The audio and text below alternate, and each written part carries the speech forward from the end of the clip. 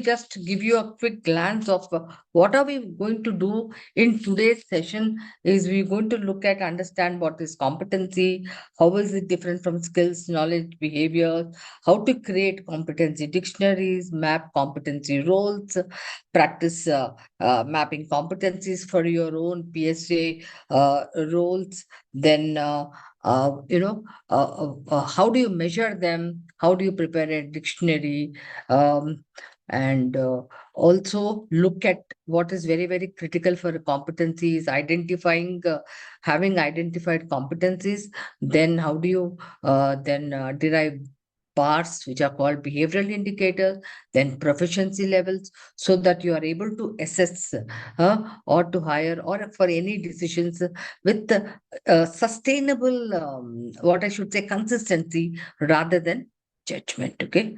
Having said that, yes, let us start as in all of you. So, having said that, when we are saying, this competency is a very commonly used word, it's a cliche. But the fundamental thing we really need to understand what is a competency, because in our minds we know, yes, uh, you know uh, we take it for granted that, oh, I understand competency. So let us actually start from what exactly is a competency, and then we'll look at why it matters and how do we go about. Is job description a competency? Just, is job description a competency? Anybody? No. Shankar? No. Huh? No, No. right? Hmm? No. Okay.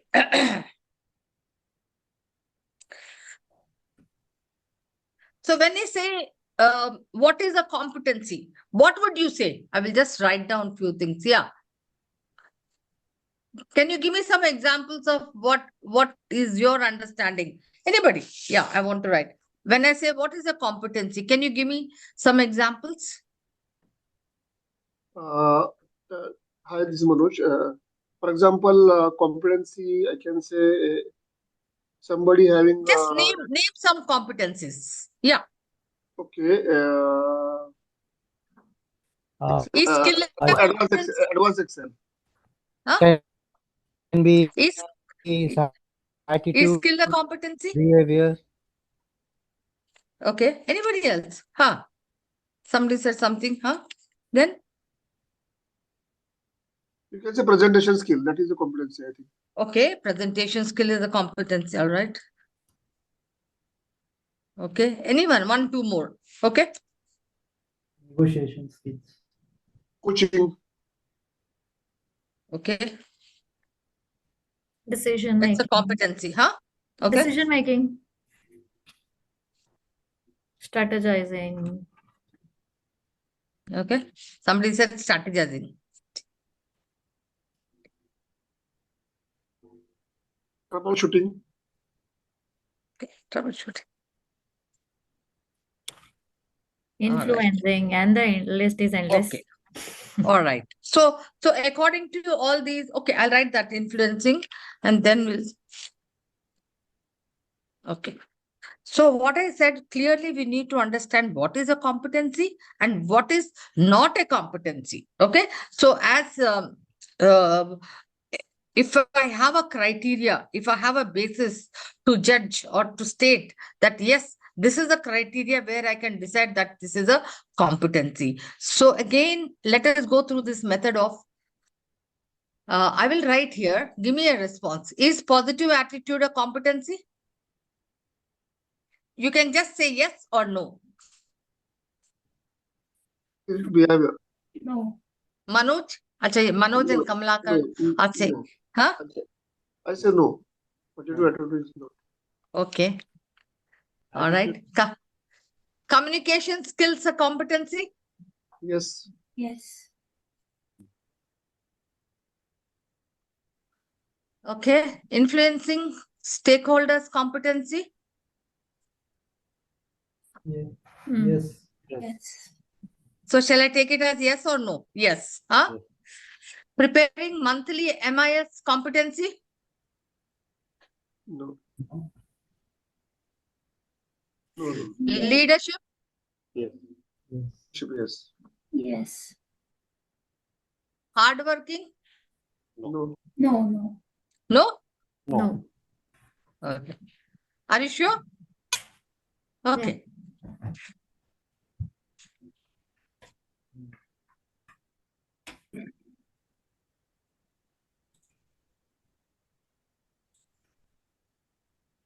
Network on.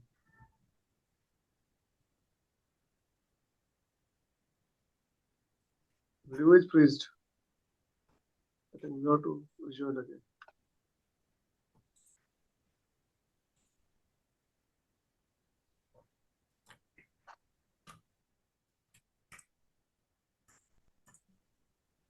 Madam, your video is freezed. We are not able to listen you. I will just call her.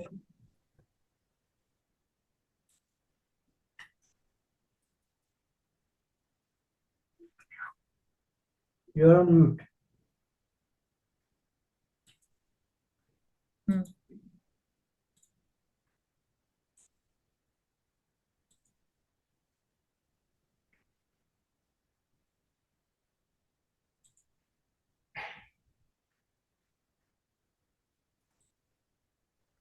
Can you hear me? Yeah. Yeah. Yeah. So a competency has to be observed. What is it? A competency has to be observed. So when you talked about somebody, it has to be measurable, observable, measurable. Okay, it has to be a behavior. It should not be an intention, and it has to be linked to the role. Let us take this positive attitude. Is it observable?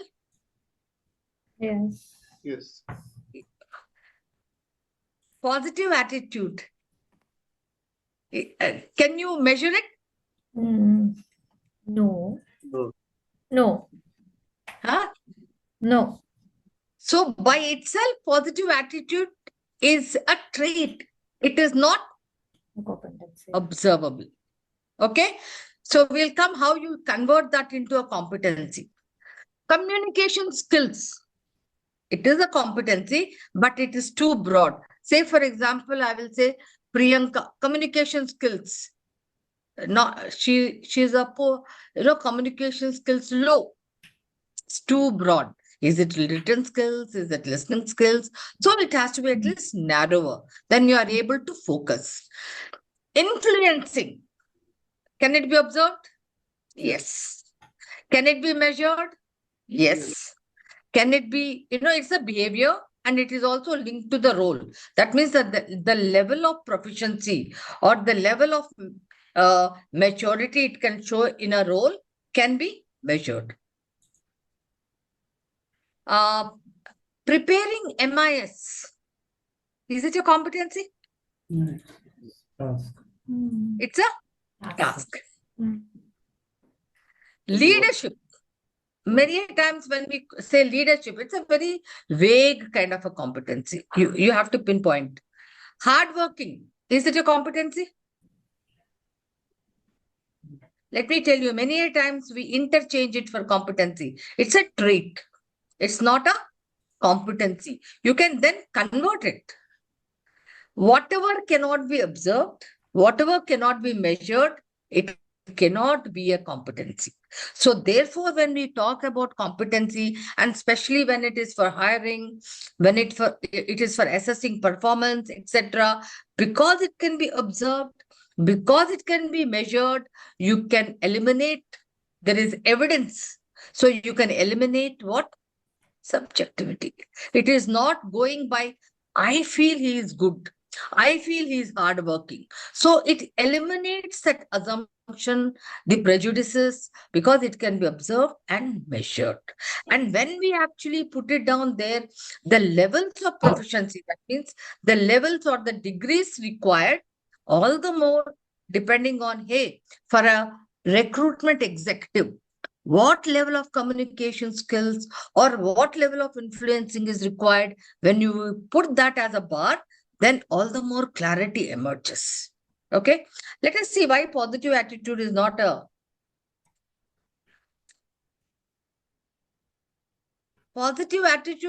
competency, because why? You can't observe it, you can't actually measure it. But what you can do is you can change it into, say, for example, resilience. So what kind of a positive attitude, which is a trait which can be translated into certain behaviors? What does a person who has a positive attitude do? Now you tell me, what does a person with a positive attitude do? Again, it is very, very role specific. Say, for example, I will ask not somebody, Kamalakanan, who is in the competent person. So if I say, hey, he has a very good positive attitude. Now, what kind of a behavior in that context of his role we need to look at? Okay. Is this part very clear? How do I differentiate a competency? It cannot be a competency if it is not observed and not measured, and it is very role specific. All right. Okay. So typically, when I say competency, it's all of knowledge, skill, task, everybody knows about it. It's always the behavior. Okay. It's a combination. All right. So let us look at again these statements. Knowledge of labor laws. It's a knowledge level. Yes. Yeah. It's at a Yes. knowledge level, right? You just have to say whether it's K or S or A. So it's at a knowledge level. Conducting a disciplinary inquiry. It might be skill or task. Conducting it. So if he has to conduct a disciplinary inquiry, he needs to have the knowledge and also he needs to have the skill, right? So essentially it is a competency, which is a combination of both. Can he conduct a disciplinary inquiry without the knowledge and with Combination. using Excel pivot tables? What is it? Competency, right? That is skill. Skill. Yeah. Managing payroll with zero compliance errors. Is it a task or is it a skill or is it a knowledge? Knowledge and skill. Knowledge and skill. Skill, both. Task. Knowledge and skill. Task. Preparing MIS reports. Every task. Task. Excellent. Handling employee grievances fairly and consistently. The key is knowledge and skill both comes. Okay. MBA in HR. Knowledge, Education. Okay. Knowledge. Right. Ability to analyze HR data and advise management. knowledge and skill. Knowledge and skill both. Yeah. It's a combination of knowledge, skill, so ability to analyze HR data and advise management. So it's a ability. So it can be a competency. Okay. So just see here. Will you agree? Knowledge is obviously knowledge of labor laws is knowledge. So conducting a disciplinary inquiry, which is a task activity, but it can be translated into competency when you have a knowledge and a skill. So again, Excel pivotal is skill, competency. Preparing MIS reports is task. Handling grievances fairly and consistently, it's a competency. Qualification, then competency. 2 and above रहेगा तो competent. So competency is a combination of all knowledge, skill, behaviors, etc. Now, I'm sure all of you have heard of this typical, what we call it as iceberg model. Why do we actually look at an iceberg model? Just to give you a little history of this competency, this was pioneered by David McClelland. He was a real great psychologist who said that we typically hire from premium institutes, then we typically look at high grades, then we typically look at high IQ. But then to effectively do a job, it is something else which causes what effective performance, which causes superior performance. So therefore, he said it is actually a combination of all these skill, knowledge, behavior, which translates into higher performance or superior performance. So there is something called a cause and an effect, which causes the effect. Now, when we do hiring, we focus more on, when we look at an iceberg, what can be seen? The tip of the iceberg. So just like that, so when we look at a competency, it is just the skill and the knowledge are at the top, which can be seen, which are above the water. So what do? We ask questions to test or assess a person for knowledge. We make him do, like, for example, we'll say, okay, do you have a knowledge of Excel skills? Yes, we have. Then you'll say, okay, fine, why don't you do a spreadsheet, etc. if I'm hiring a payroll guy. So, but then a payroll guy also requires, there is somebody here in compensation, but a competency called eye for detail. If he makes a lot of mistakes, what happens? Especially in payroll, huh? There'll be a huge hue and cry, and at every, at the end of the month, when you have dispersed the salaries, then there'll be so many grievances saying you have deducted this, you have deducted this. I do not know why. What is the basis? So, eye for detail becomes very important. Okay, so when I'm doing a hiring, think about it. If I'm only testing for just a knowledge, just a skill, do you think that person is very good in his knowledge, very good at his skill? Can he be a very effective performer? I want you to really answer this question. Anybody? Please, Not sure. anybody can take a Not call. sure. Pardon? Sure. Huh? Not Pardon? sure. Not Not sure. sure. Yes. Why? Because there is this role context, the application part, right? So just with knowledge and skill is not good enough to be a very effective a performer. So you need something else. So which David McClelland called them as what? Traits and motives, and also the self-image. Traits and motives are very, very important. Motives, in fact, are at the rock bottom, if you notice here, here, motives. Because, like, for example, today, it could be an external push, but still everybody had this motive, need to achieve and need to learn. So that really was the driving force for you to attend this program. So motivation. So when you have the drive, the motivation, it translates into that particular behavior. Okay. So traits take a very long time to develop. Like, say, for example, though we say listening skill, it is also a trait.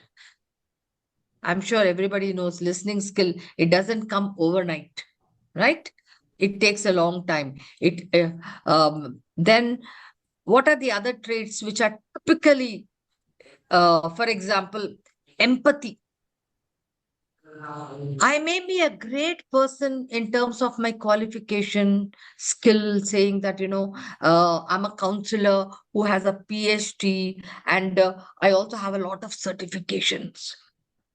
But I may not be a great counselor. Why? I'm lacking that key competency, or what I call it as a trait. What could be that trait for a counselor? Anybody? Listening. Pardon? Listening. Yes, listening becomes empathy, right? If I lack empathy, but I have great qualification, great skill, everything, I'm certified, this certified, I have MBTI certification, everything, but I lack this empathy. In fact, David McClelland did a very good research. You know what happened? He actually recruited a lot of white women, who are highly qualified in terms of counseling, coaching, etc. And these white women were sent to Africa to be what the counselors, to help people, the underdeveloped. There, they found the local people who were assisting these white women were better counselors. So why do you think they were better counselors? because they could empathize with those people. Okay, so it is not necessary that when we look at that, only high qualifications, high grades will translate into superior performance. The key is, if you have the competencies, you are a great performer. If you do not have, then at least you cannot predict performance. So this is the underlying premise which says that the competency, if you have the competencies, it will predict performance. Like, for example, here, it's a very interesting. So what happens? There is a causal relationship, cause and effect. Okay. So if you are a person with high achievement motivation, then what will you do? You will become very responsible. You will take ownership. You will set your goals. You will use feedback, right? And that will translate into what? You're always continuously improving your performance. You're always continuously improving your productivity, whether it's a salesperson, whether it's a recruitment person. So if you have the right kind of competencies, it will translate into that behavior, and that behavior will translate into right outcomes. And that is why the focus. Now, having said that, essentially, what are we interested today? We have got the clarification as to what is this competency. I'll just take a minute more to make you understand a little more about this competency, where we are saying, hey, skill and knowledge is at the tip of the iceberg, and the other things which actually matter a lot are below the iceberg or below the waterline, which is called motives, traits, and the self-concept. Okay. Now, having said that, why is this motive, traits, and self-concept very, very important when it comes to actually hiring a person? Because you may just have a knowledge and skill, but these are the things which are going to translate in the long run for consistent performance. For consistent performance. Now, having said that, I as an individual also we have competencies. But here in this session, what are we looking at? We are looking at job competencies. We are looking at role competencies. Is that clear? What we are saying is, hey, I as to set up processes, to set up the right systems, etc. What are the job competencies? What is required by a recruitment manager? What kind of competencies are required by the recruitment manager in order to ensure that he will perform effectively, or he will perform what? Uh, he will have a superior performance. Okay. Now, is that very clear? What are we talking here?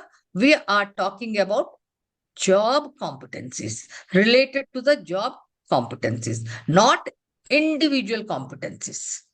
So when we do the recruitment, what are we actually doing? When we are hiring a person, what do we do typically? When we do the hiring? Typically, when we are hiring, I'm sure a lot of you hire. Let us ask Manoj. Manoj, when you hire for some people, what do you do typically? Normally, we see as per JD, his experience, his qualification is matching, or he work with the similar type of industry, and whether he is right fit for us. For example, while going through his resume, we come to know his stability also. And then we are checking background check also. Suppose he is working with another terminal, so we check his background, how he is working here, or somebody work with him, we are checking with him also. And then in interview, we are asking questions so that whatever required for job, it is matching. So typically what happens, let me tell you, in so many of these years of my experience, what do we do typically? If I'm actually hiring for a recruitment manager, I will look at the CV. I'll keep assessing what is the qualification he has, what is the experience he has. It'll be a resume centric. I'll go by more of the resume, what it is. Yes. But if I want to bring in efficiency, if I want to ensure that there is a consistency and there's a predictability of a person whom I'm hiring, what will I do first? I have to have what is required for the job. So that is called job competencies, or that is called role competencies. That means what are the competencies in terms of knowledge, skill, behaviors, etc., required by this recruitment manager. Now, do I have that template? Do I have the criteria? Then I will then make a set of questions and ask him. So whether Manoj interviews or whether Ruchita will interview, what will be the outcome will be consistent. It won't be person dependent. You are with me? So Yes. typically what happens if I don't have a criteria, I'll go more by what the person has. So it becomes resume centric or it will become person centric. Okay. So to make it more efficient, to make it absolutely predictable that when I have, so this decision, hiring decision will not be a poor hiring decision, whereas it will be a decision where I can predict this person's performance. So having said that, every organization, when I want to design competencies, typically there is one thing called competency architecture. What is it? Competency architecture.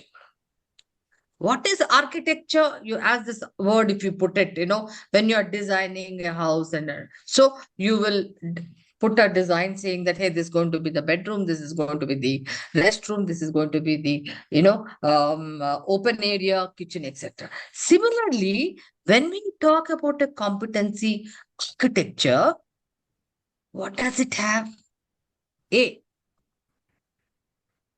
has core competencies. What does it have?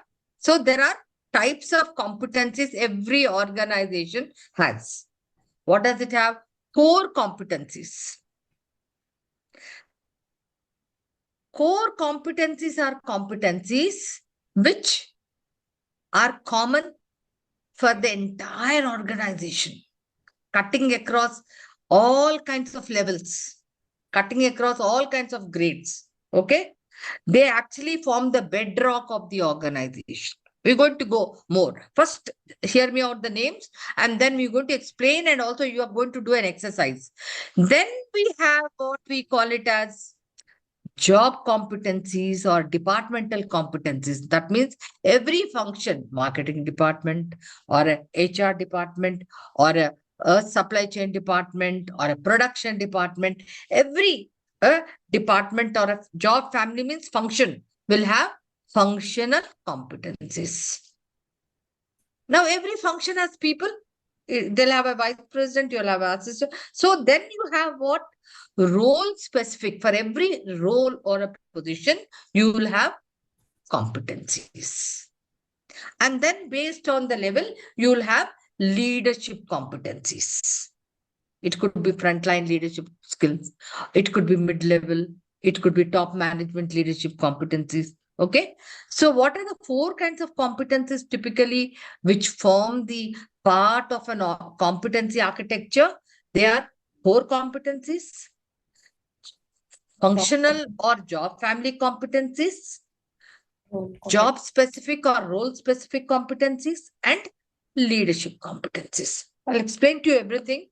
Now, very interestingly, let us start, understanding core competencies. Okay, let me just go, just stop this and I'll give you an.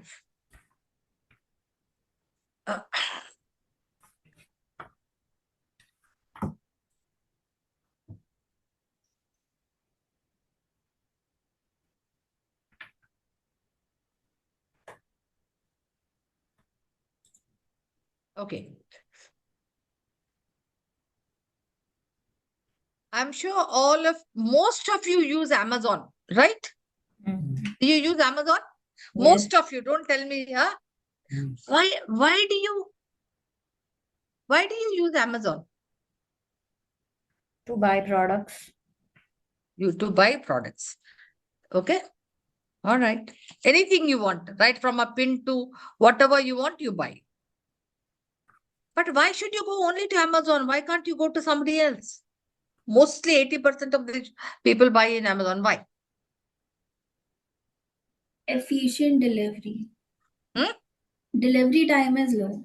Like you get Can I it say in 1 or speed? 2 days. Yes. Speed, delivery. I can write speed also. I'll write, or delivery time. Huh?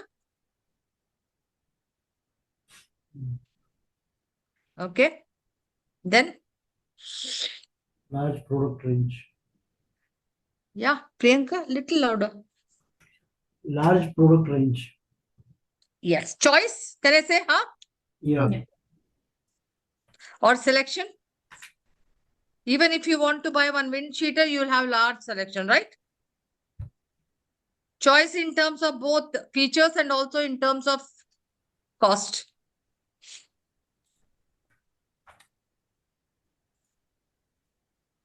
Okay.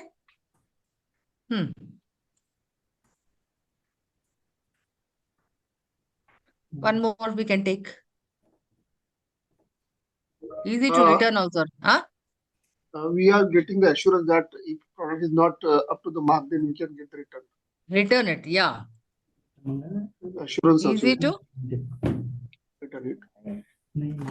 Okay, fine. So most of the, so you buy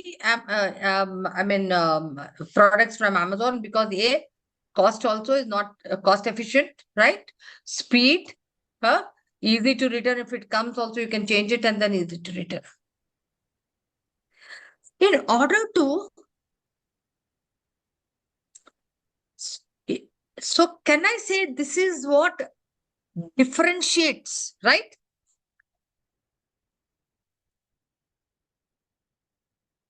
From other companies to attract customers? Can I say this is what is their competitive advantage?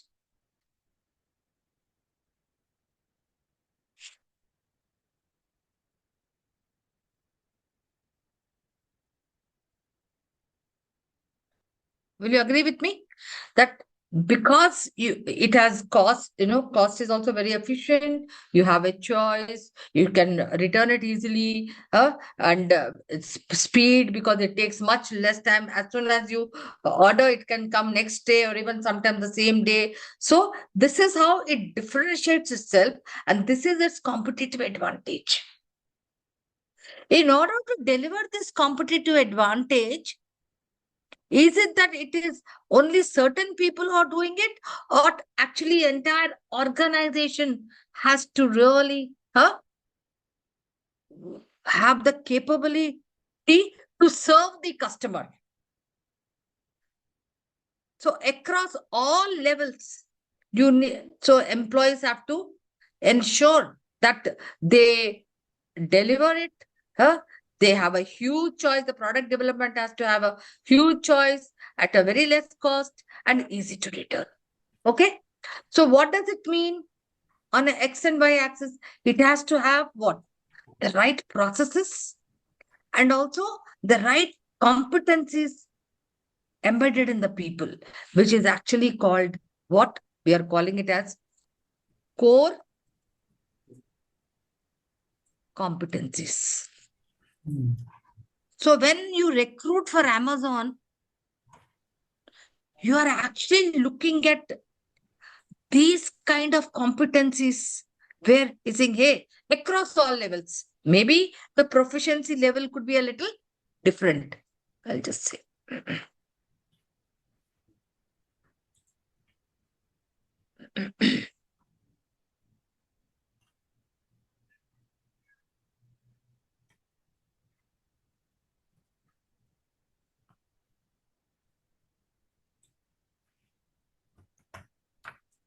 One second, guys. Sorry. Yeah.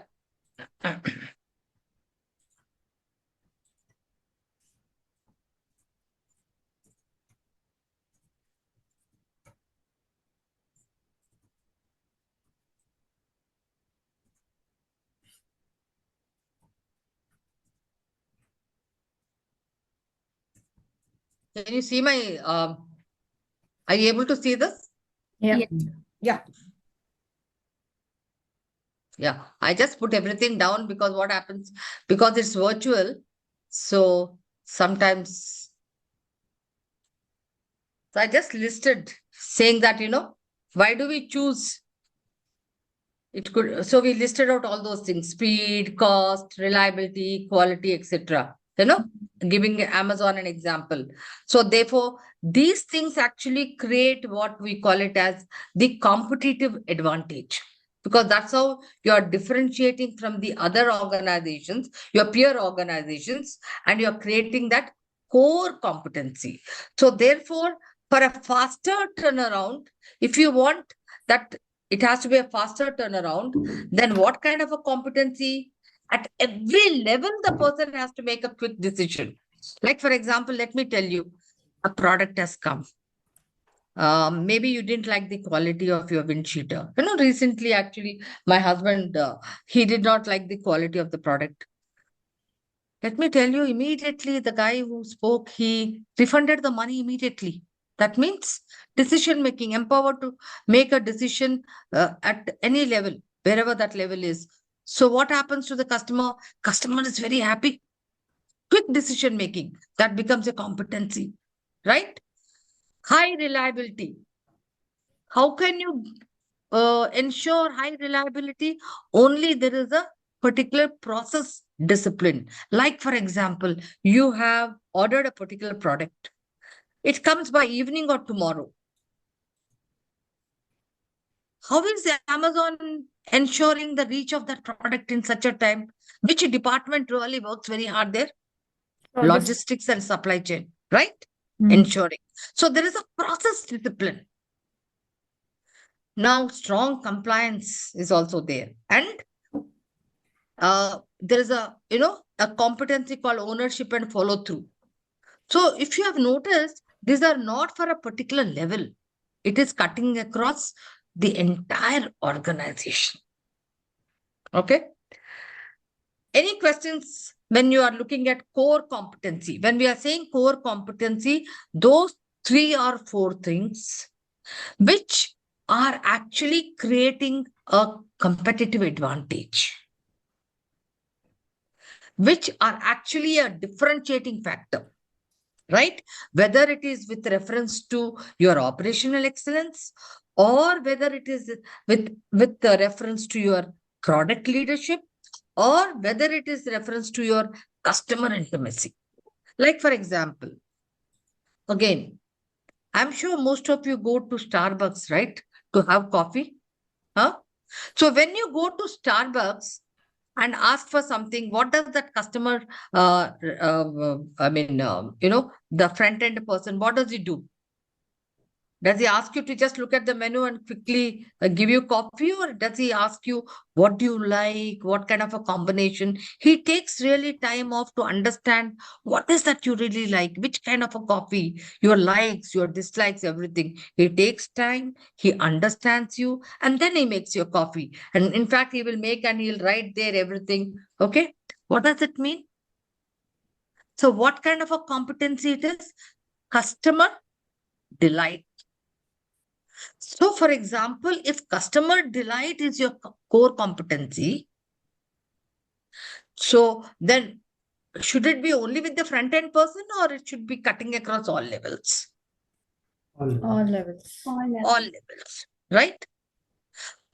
You go to McDonald's, okay? Now you want a pizza or a burger. Will the guy ask you, okay, what kind of a pizza? What will he say typically? Tell me. He says menu likha hai wahan par, the menu is there. Please look out the menu.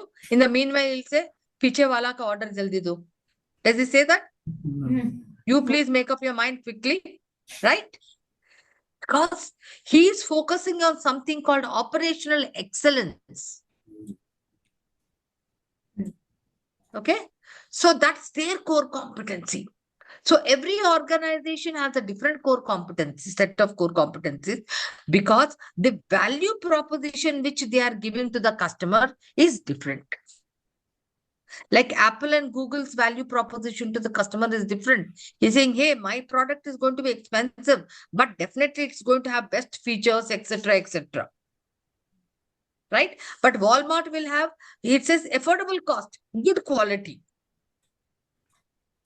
Now, having said that, guys, there is some work for you. Okay? Yeah. Now, I want you to look at all of you. Okay, what I want you all to do is very simple. Think of PSA, your own organization. Okay, so quickly, either you can do it here itself. It can be an entire group. Okay, think of your organization and then think, what business are we in? How are we different from the other peer organizations? Okay, how do we compete or how do we differentiate?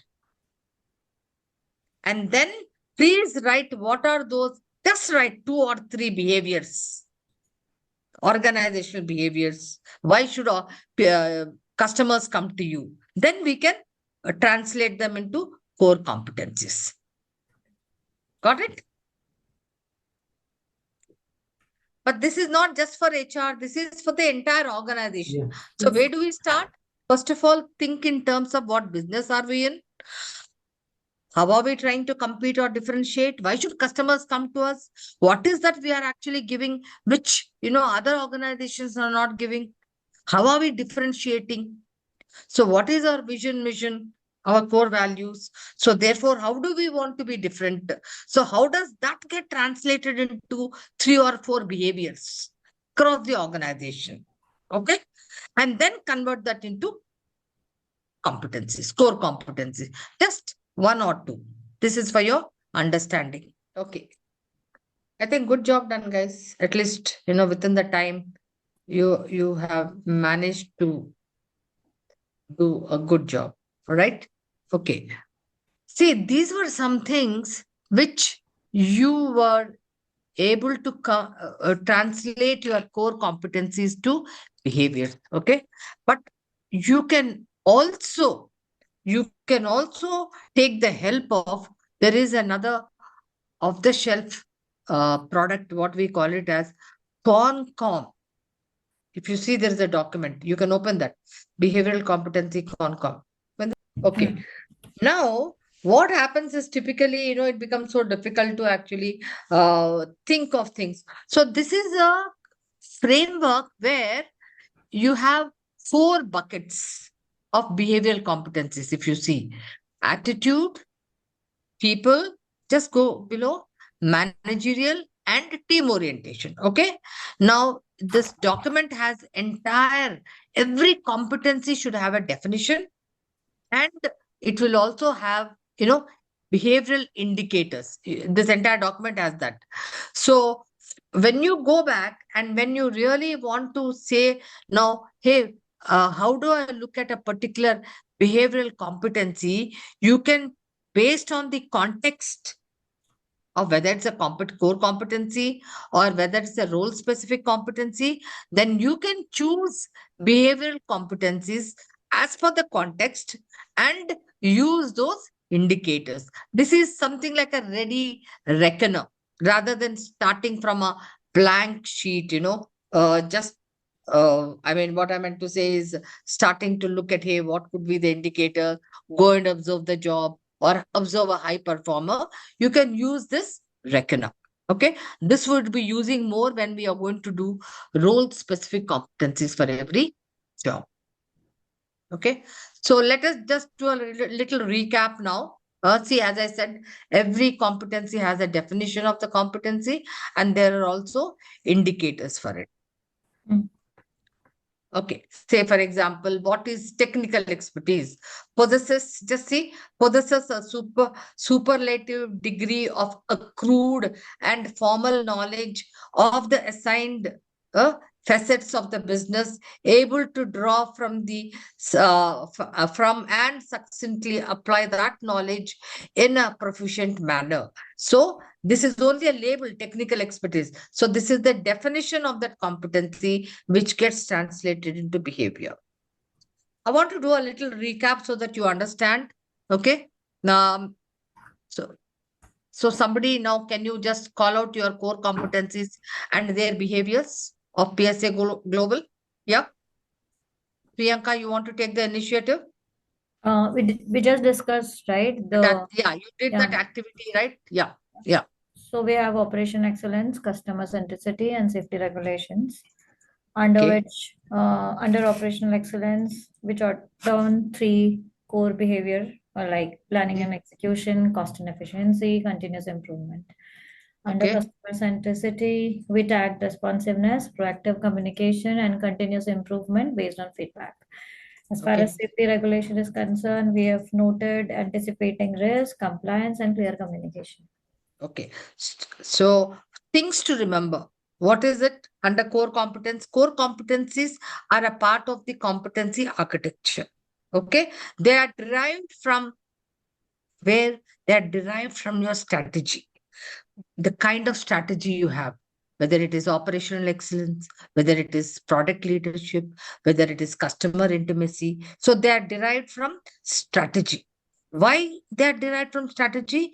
Because how can you convert or how can you translate your strategy and ensure you have a competitive advantage? How can you differentiate from your competitors? Okay, you want to execute your strategy and you are actually providing or you are promising your customer certain value proposition. Okay, so how do you differentiate?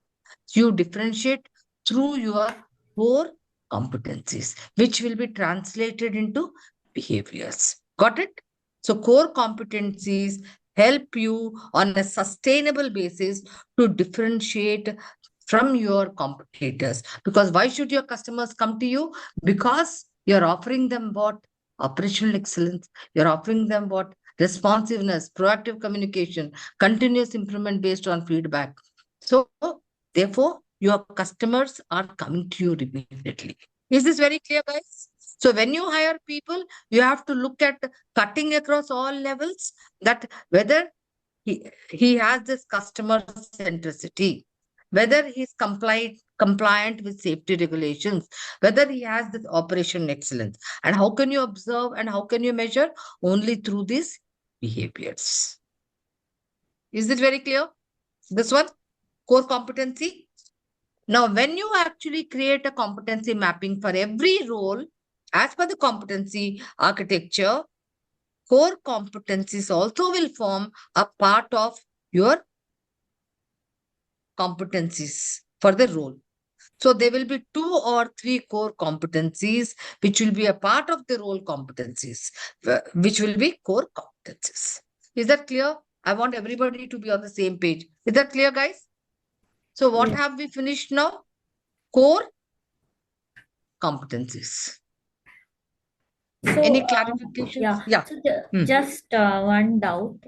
Yeah. So for Yeah. example, now when we say this core competencies are a part of competency architecture, which is defined from the strategy, correct? So in that Derived from case, strategy. Yeah. yeah, Hmm. strategy. So in that case, what is the duration you suggest once we map these strategies? What is the duration we should be looking at? I mean, re-looking at in terms of, um, you know, making or drafting a new one. So how do we come back and when? Like, is it 2 year, 4 years down the line when it has to be relooked at? Okay, you are saying when do core competencies change? Yeah, Is generally. that generally core competences don't change unless and until you are getting into another different kind of a strategy to look at different market share or diversifying. Okay. All You right. are So, getting me? So it is as per the business. hmm, Now for example, uh, PSA Global, it has hmm, three or four kinds of businesses. Okay, under hmm. those three, four businesses, there are different kind of people. So the strategy will vary. So therefore, every individual business will have its own core competencies then. Are you with me? I'm not talking about functions as such. I'm talking Hmm. businesses. Business. Okay. Business. I could be into a BPO business. I could also be into a product development business. So my strategy for BPO is different. My strategy for product development is different. Are you with me? Yeah. So it's a long term. I mean, So if it changes, yes. If it doesn't change, the core competency will still be there. Like for example, today Amazon has speed, reliability, right? But suddenly after 2 years is not going to say that speed is not going to be my core competency, no? hmm. But just to, I want to bring to your notice suddenly, Okay. Indigo. Everybody knows about this Indigo, what has happened, right? Yes. Huh? Indigos, what is that core competency they developed over a period of time? Low cost, punctuality, huh? Low cost, you will never, and how does it translate? Your arrivals, your departures are always timely. Low cost travel because they wanted to increase their revenues, right? That's the way they wanted. Because when you, and so to ensure more revenue, what was the key thing? Turnaround time. That means the flights were actually there on the tarmac for a very less time. You make money only when the flights are, you know, in the air, not when they are stranded down. So for the last 15, 20 years, they've been really established good. Because of low cost travel, what would happen? Volume increased, Market share right? increase. People would Market travel share. more, so therefore more revenue. But then, because they promised low cost and also punctuality, ground crew, maintenance crew, even the plane crew, all of them worked like a team. Collaboration was there. So the moment the plane landed, maintenance people would get ready, and in fact, the ground crew would actually line them up. And then, even while you are arriving, the crew would say, okay, clean up everything. So it was like a great teamwork. So these are behaviors you could see to achieve what the core competency, to achieve what? On time, on time arrival, on time departures. It can't happen, no? Just like that, you need to have certain processes to ensure that you get this translated into on time delivery. Okay. But suddenly, so you said strategy, does the core competency change? But this was some kind of a catastrophe. It doesn't happen that way. So this was because of certain, what happened? Because they wanted more, the FTT rules are changing, DCCAs, they were not complying. So this happened. Otherwise, this was their core competency. So this was one time where suddenly it got knocked off. Now they have to rebuild their brand again. Okay. So are you with me, Priyanka? Does Yeah. it, I mean, Yes. have you understood? Because when you asked me, does it change every 2 years, 3 years? It doesn't change. And unless and until you're changing your strategy. Yeah. I Okay? got it. Yes. Yeah. So the strategy is dependent on what you promise, what are the products and services you are promising to your customer. Okay. Okay. So there is a customer there, you are promising certain thing. So core competence is always aligned with strategy. They are derived from strategy. Okay. Yeah. Because they give you that strategic advantage. Because you want to differentiate, you want to be competitive enough. Got it, guys? Yeah. Okay. So we have finished with core competencies. So now we will look at um, next what we call it as technical and functional and role specific competencies. Okay. Yeah. Just to recap. So when we talked about competency architecture, we talked about core competencies, we talked about job family or functional competencies, then we talked about role specific, and we talked about leadership competencies. So in the competency framework, with this kind of an architecture, we talked about core competency. Where are they derived from? From the organization's mission, vision, values, and strategy. You may ask a question, why can't they be in silo? Why can't they be actually derived, on their own? So how do you actually link, this strategy or what we want to do with our action plan? So we get the direction of what we want to do from the vision, values, and strategy. And that is how this gets translated into core competency framework, okay, which forms the competency foundation. All right. Now, we also talked about further on. So this becomes a part of all the functional competencies, and then technical competencies, leadership competencies. If you see, there is a linkage. How do they get translated? They get translated through the behaviors. We talked about operational excellence. What kind of a behavior we talked about in operational excellence? 3 behaviors we talked about. Anybody remembers for PSA Global? We talked about again customer centricity, responsiveness as a behavior. So that's how these competencies are translated. Then they are measured with metrics. So there is a direct linkage between what the organization wants to do through competencies and what is the performance delivered. Okay. Now, having said that, we talked in detail about these things. So when we talk about a competency framework, what we were talking about is that the competencies are not in isolation, not in silos. So core competency, which forms a part of the competency architecture, is derived from the strategy. As I again reiterating, to differentiate, to get the competitive advantage, it is derived from the company's mission, vision, value. So when you go back and you want to look at your core competencies, you definitely have to look at the business. What is the vision? What is the value? And derive those 3 or 4 core competencies for what you really want to deliver to the customer.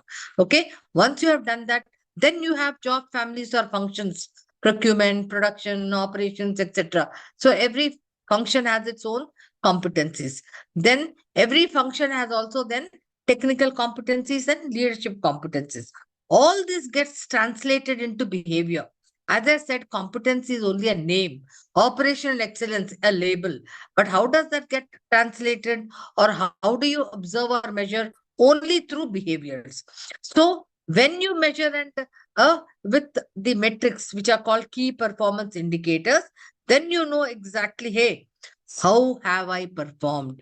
So once you know how have I performed vis-a-vis what you need to perform, absolutely in quantitative terms, they can when you can identify gaps, and you can also do what, whether it is L&D, whether it is succession planning, career planning, etc. So you can see a direct linkage of the performance with the vision value strategy. It doesn't go bottom up. It comes top down, top driven. That's how you link what you want to do with what you have done. Okay? Yes, Manoj? All right. So here I've just written certain, for your reference. So core competencies could be like, integrity. A functional competency could be payroll processing for finance managers. So leadership, strategic thinking can be something for your managers. So when we talk about types of competencies, we already looked at core, functional, technical, leadership. All right. So for example, for an HR role, communication, empathy, okay, these could be some of the competencies.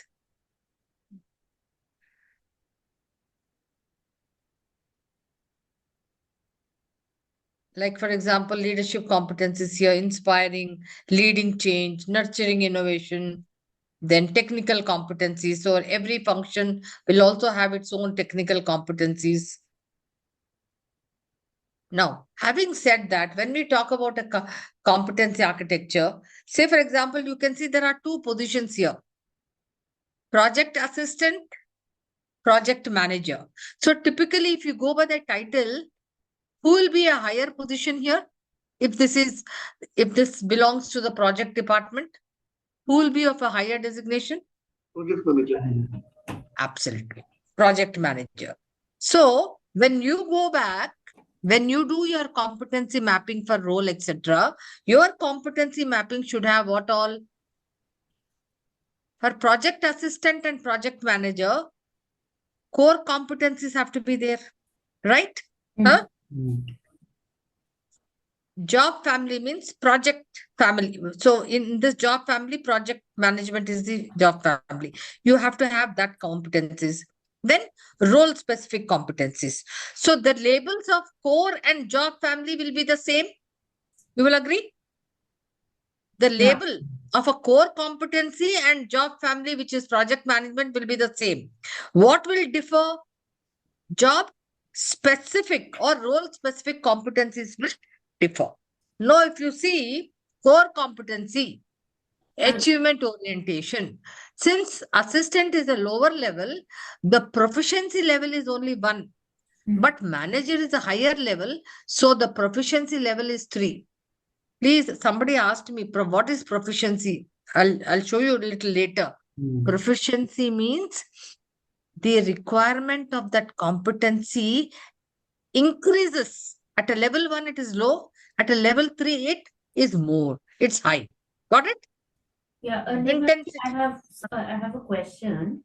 Yeah. So basically, when we are defining our core competencies, because I mean, but this is an exercise which we will do first, but what we want is to educate our functional people as well when we are doing this exercise with them.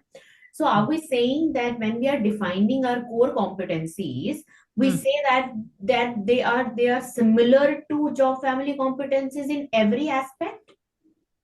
So when you're talking about core competences, you're not going to actually ask every function. It's a different function Right. that you also have to derive. No, Yeah. the HR will have to do the core competencies for the entire organization, Right. but definitely discussing with the management, okay, whether it is 3 or 4 competencies.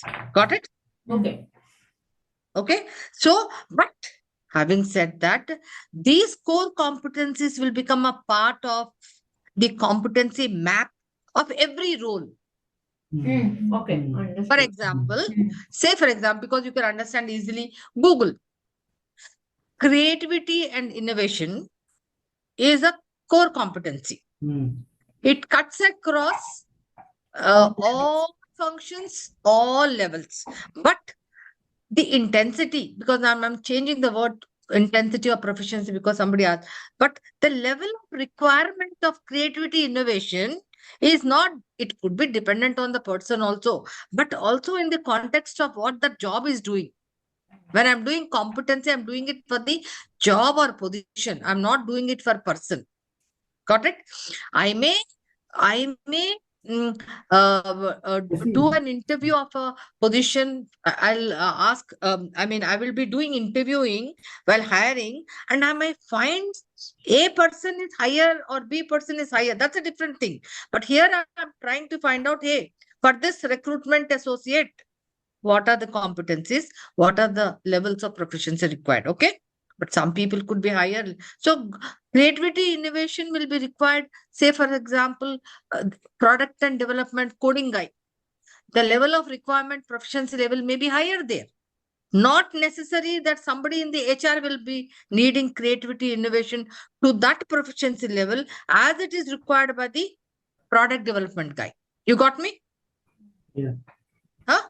Because it depends. So core competency does not mean that everybody should have the same proficiency level.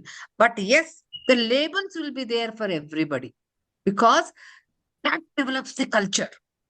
Amazon, speed. Everybody should, right from that giga people, that guy, logistic guy who comes and delivers also should have speed. Okay. The guy who is there sending the product also should have speed. But the level of proficiency level may differ. I hope everybody's on the same page with me. Yeah. Okay.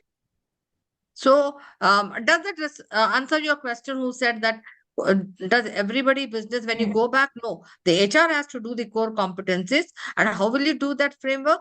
You will look at your vision, mission. What are your priorities? Who are your customers? What is that you really want to deliver to your customer? Is it on-time delivery? Is it operational excellence, efficiency, etc.? Don't take laundry list. Just 3 or 4. What do you stand for? Why should your customers come to you again and again? Repeated customers. What is that you want to offer on a sustainable basis? Consistency. So those 3 or 4 things, because you want to ensure that whenever you hire a person, he should have that mindset. He should have that competency. Got it? Yeah. Okay. Having said that, so if I just were to show you core competency like achievement, adaptability, and client focus. Okay. These are 3 core competencies here, but you will see them in both the positions, but the levels vary. Higher the level, And especially Kyle and like a project manager, obviously his proficiency level has to be very more because he will be at a very strategic level, etc., etc. Here, project assistant, client focus, his behaviors will be little different. Got it? His level of proficiency will be at a lower level. So if you notice, it's the same. Now, job family, that means functional competencies. Again, it's the same thing. Analytical, communication, project planning. Say, for example, HR function. Name one or two competencies, HR functional competencies, which has to be there right from BP to down the level. Employee engagement could be one, no? At a lowest level, HR business partner level, it could be different. At a highest level, it could be different. So for every function, you'll have 3 or 4 Yeah. competencies, which will run across right from the top level to the lowest level, accepting that the proficiency level will vary. Now, role specific. That will depend on the job description or the role and responsibilities of that position. Got it? So that is where if you will see that the quality focus and teamwork for project assistant, but for project manager, project risk management and resource management. They are varying based on role and responsibilities. Is this clear? Mm. Hmm? When you go back, so you will have to have this clarity when you are doing your technical competencies and when you're doing everything for your people, competency mapping. Okay, guys. So can we now go to a small just an activity so that you are very, very clear. Um, you know, just to refresh your mind. Here is the list of attributes. How many are there? This is an individual exercise. 38. Okay. What is competency? Competency is the observable, measurable application of knowledge, skill, behaviors, which will lead to effective performance in the specific role context. Okay. Having said that, now here are attributes. I want you to tick or make a check of what do you think is a appraisal? Is it a value? Is it a skill? Or is it a behavior? So I'll give you just about 10 minutes. Just do a tick tick. It is an individual exercise. Vilma, Meritt has shared you Excel sheet. Okay. Identify the appropriate value, skill, behavior. These are, I think, how many? Yeah, 38 attributes. All that you need to do is just tick which one is a value, which is a skill, and which is a behavior. Okay. Just make a tick mark. Hi, can an attribute be a mix of both value, skills, behavior? Yeah, I will give you, then we will discuss. You do it, huh? Yeah, done. Okay. So, it depends on the context how you also do that. Okay. So you can actually look at it typically. All right. So when I said appraisal, I was not looking at it as a appraisal system, but as a skill. All right. Body language in the is a typically in the context of a behavior. So it's Yeah. behavior. So when I tick behavior, it has to be definitely be observed. So Yeah. behavior, coaching. Coaching is a skill. Okay. Commitment is a, Value. somebody, I think it will be better. Yeah, commitment. Everybody's got it. Commitment, value. Yeah. Yes. So in organization, you have something like confidentiality is a value, Value. right? Counseling. Skill. Will you agree? Skill. Yes. Courtesy, is it a value? Courtesy, behavioral. Value. So here customer care is being taken as a skill. Okay. Customer care can also be, if you turn it as a verb, it can become a behavior also, but here as a skill. Data facility. Here it is being taken as some facility you're giving, something like a customer service. So it's behavior. Decisiveness.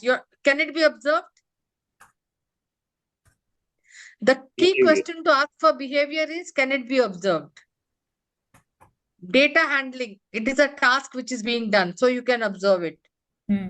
Quality can be observed. Awareness can be observed. Equal opportunity. What is that? Is it it's a value, right? I'll give equal opportunity. Honesty, a value. Influencing, it's a skill. Initiating action, it's a behavior, you can observe it. Correct. Integrity is again another value. Interviewing is a skill. Judgment is something you can see, so observed, it is behavior. Okay. Managing meetings, skill. Mentoring is a skill. Monitoring, you're doing something, guiding, monitoring, it's a behavior. Negotiating, it's a skill. Performance reviewing is a skill. Persuasiveness, it's again something which can be observed and measured. So it's a behavior. Planning is something you can observe. So it's a skill, behavior. Presenting something, it's a skill. Presentation skills. Problem solving, somebody said no. Skill. Project management, skill. Yeah, let us see. Quality consciousness. Tell me, is it a value, skill, or a behavior?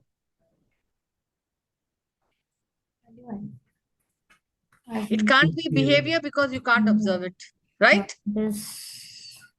So it's a value. Value. Yes. Okay, reliability.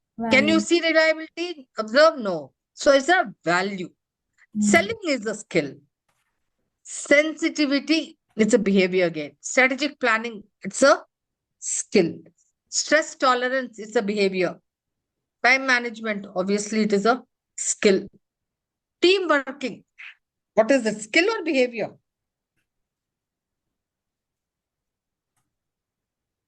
If I say team management skills, it becomes skill, but team working is a Behavior. behavior. Anybody who's got it little different, and we can actually have a discussion. Hi. Just on a quick note. So if we can measure it is skill, if we cannot, it is value or behavior. Is it? No, anything which cannot be observed cannot be behavior, right? Got it? If you say behavior, I have to observe it, I have to see it. That's why when we talk about assessment centers and all, even keeping quiet in a meeting is also a behavior, no? Yeah. That he was silent, you will write there, right? Anything with regard to body language or whatever, I can observe it, right? He was withdrawn, means by not contributing anything. So what can be observed is behavior. Ability is what? Skill. Like for example, knowing labor laws is what? Knowledge, right? Knowledge. Huh? Knowing Excel is knowledge. But supposing I'll say building an HR analytics dashboard, which is supporting leadership decisions, that's a competency. Why is it a competency? Because he has applied the knowledge of Excel, right? The skill of Excel by doing ability to do. Then he was been able to use his logic, analytical skills, etc., and came out with decisions. So that's a competency. You getting me? So just when we hire, we just hiring for just whether he has a knowledge, whether he has a skill is not sufficient enough, because it can't predict success on the job. Like for example, I'm recruiting a campus recruiter. Tell me, campus recruiter, what kind of a knowledge this person should have? I'm talking about a campus recruiter. That means what? She should have a knowledge about where are these institutes, from where will I get talent from, right? What are the various requirement of talent I require with reference to what kind of engineer there's that, because I'm sure you must be hiring. Okay. Apart from that, what networking skills you should have, right? First of all, technology also she should have that. More than that, can you tell me a critical competency, behavioral competency this person needs to have? Campus recruiter? Just trying to ignite your minds. Depending on the job, what does the campus recruiter do? She will have to keep visiting campuses. Hmm. So different meet people, travel anytime. So what does it mean? There's one key competence you have to look at: adaptability. Hmm. So how will you check for adaptability? How will you? So you have to then, adaptability is a label. But what does that adaptability definition mean for a campus recruiter? Because the same competencies definition for maybe different for different contexts. I hope you get that. Got it? Adaptability for a recruiter will be different. Adaptability for, say, a finance guy will be different. Adaptability for a product development person will be different. A product development guy, adaptability means change of technologies, because what was yesterday is new today. How quick is he at learning new things? Got it? I'm just giving you a very two different. But here adaptability means adaptability to different people, different environments. Huh? At 1 minute notice, I have to actually go up somewhere. Huh? No. I have never traveled anywhere. I'm going to be here. Can you hire a person like that? So how do you test for it? That testing we'll see tomorrow. But I'm just trying to make you understand how competency is a label, and this label's definition can vary by the context of the job. Okay? All right. Okay, guys. Now we are going to do a very critical thing. I mean, indicators I'm going to teach you a little later when we are going to do this. First, we'll do the most important thing called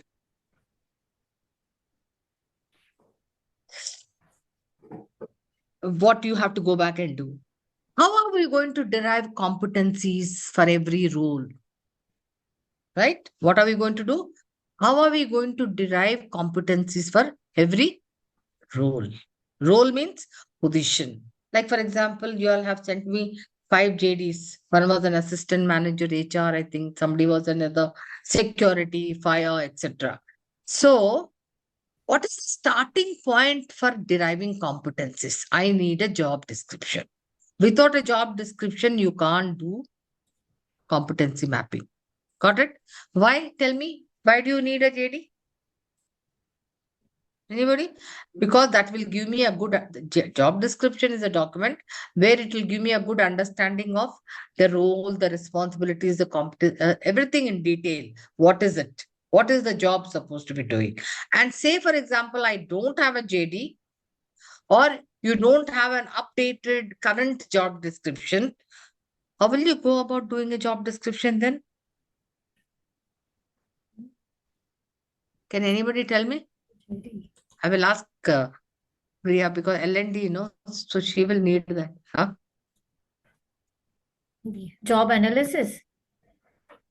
Absolutely. You can do job analysis, because job analysis is the systematic processes of analyzing the job, maybe through observation, questionnaire method, etc., logging, or even actually watching the person observe and documenting the entire thing, right? And typically, how do you all do? How do you go about creating a job description for any new job, or updating your job descriptions? How do you do that? We do have Normally, JDs in place. normally we see the purpose of that particular job. Ah. Okay. Then based on know-how, problem solving ability, and accountability. So we go through the competencies required for that particular job to carry out. Then we see the span of control, what budget he will handle, what manpower he will handle. And From where based will on you get all this output? I mean, input? From we are the hiring manager, I mean the respective reporting manager. Business manager. Okay. yeah, And so typically, if you have to get all this output, input, how much time does it take if you have to create? What is the time? for a discussion with that particular HOD, it takes about 1 hour at least. 1 So hour. I will So ask him typically, what type of person required for that particular job, or is it seasonal personality required, or that systematic, matlab, the system based person required, and then right. from that I can get that key what education level required and what experience level required.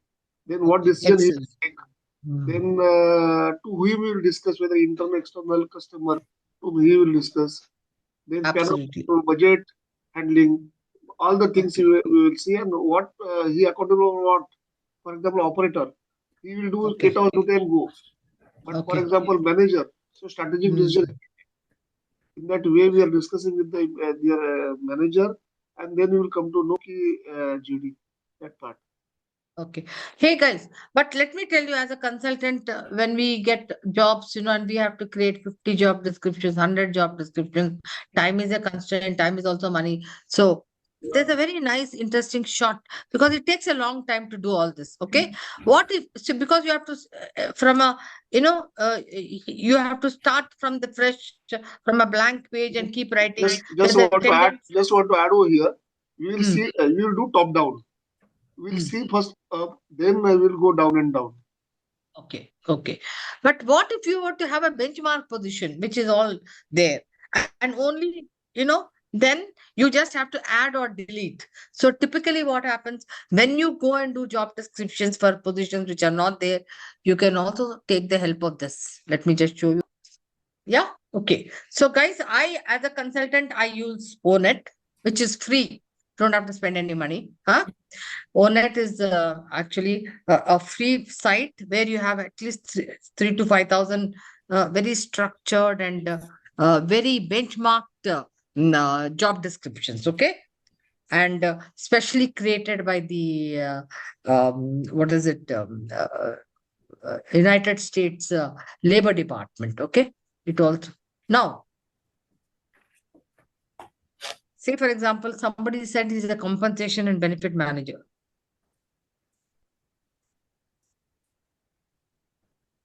Compensation and benefit Manager. Okay. What have I written? Have you seen here? Write the search word. Okay. Enter. Okay.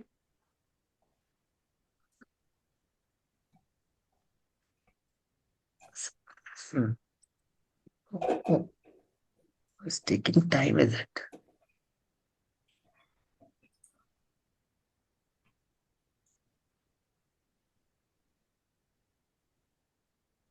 It's taking time. Oh.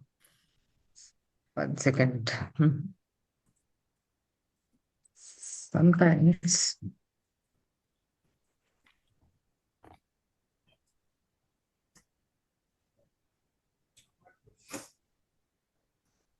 Yeah. Can you see this? Yeah. Yes. You are able to see. Can you see? I can see compensation and benefit manager here. Okay. Mm. Now I'll click on this. Now, what do I get? I get a summary of the job description. Okay. If you see, the summary gives you a list of the tasks, direct preparation and distribution of written and verbal information to inform employees about benefits, compensation, everything, and technologies used, etc., etc. Okay. Now, from the summary, you can also go to details. Just see the details. It gives you a list of tasks, direct preparation and distribution, design, evaluate, and modify benefit policies, manage. So it gives you a detailed one. Okay, okay. It gives you a detailed task list, technologies to be used, everything, work activities.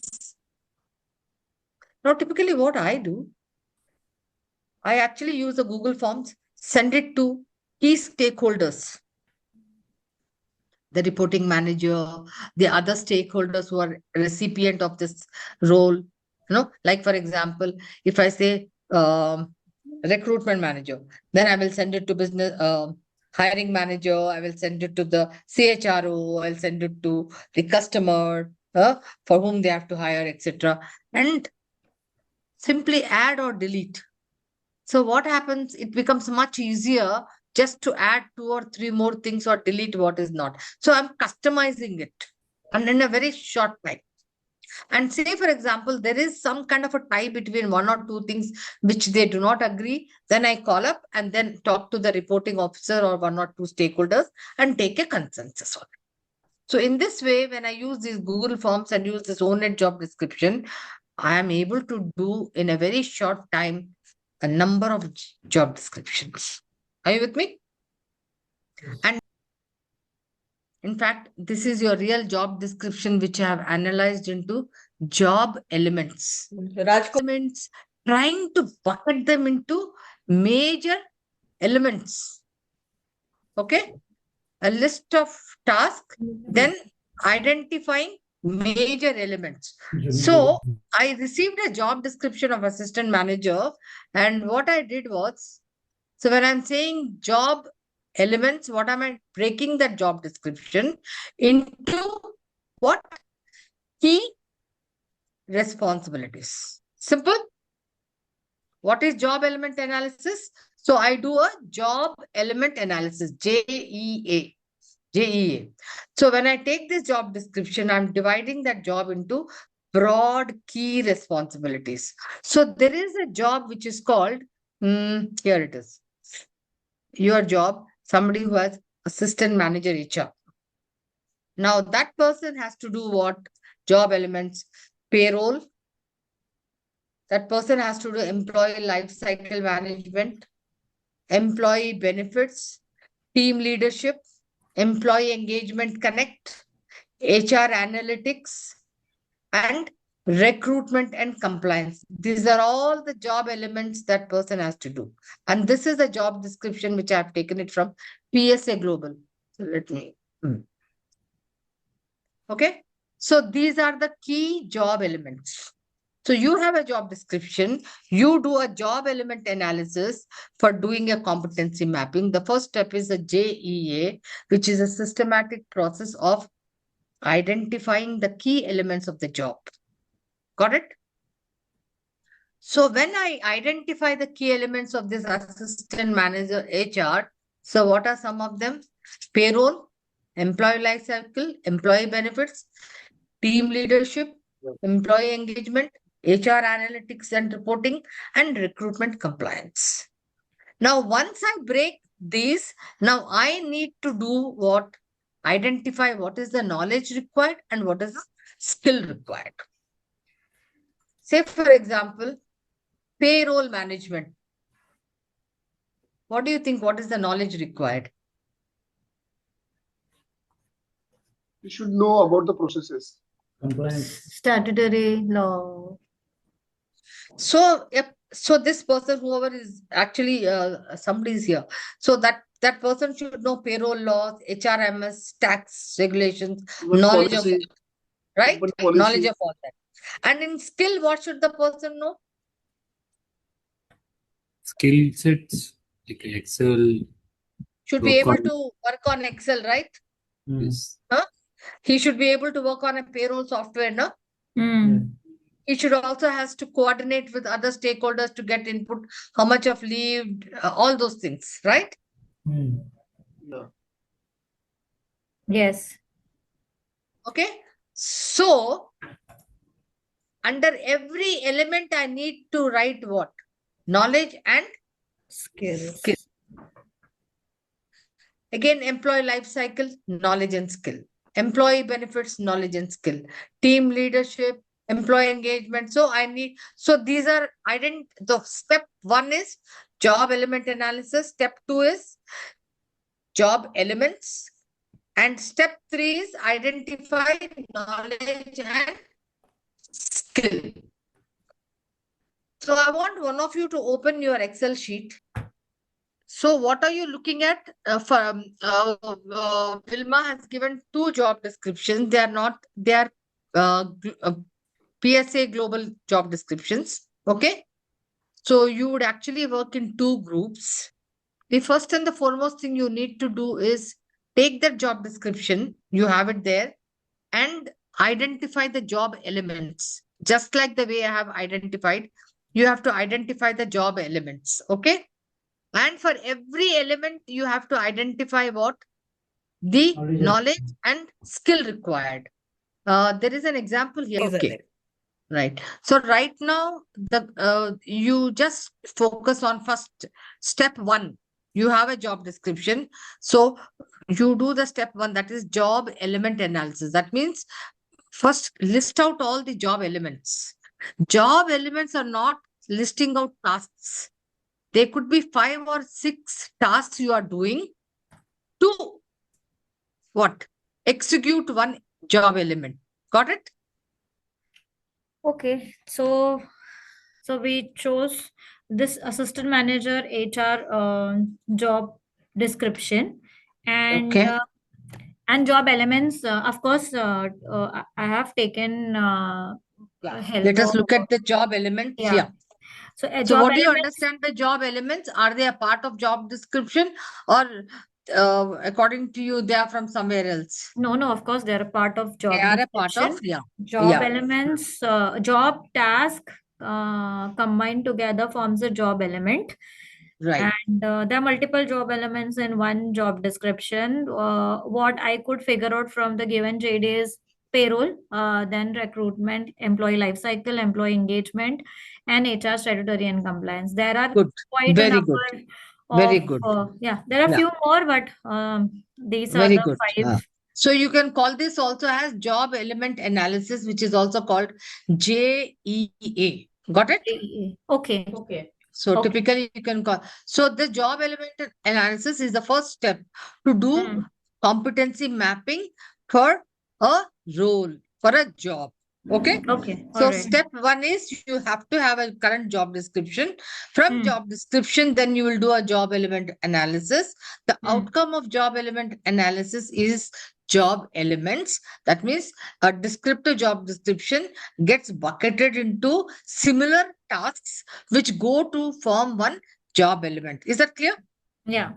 Ah, Correct. okay. Yeah. And rightly stated, you have given 1, 2, 3, 4, 5. Okay. 5 job Vimala just elements. was thinking that, generally people write the job descriptions in a very, I would say, subjective manner.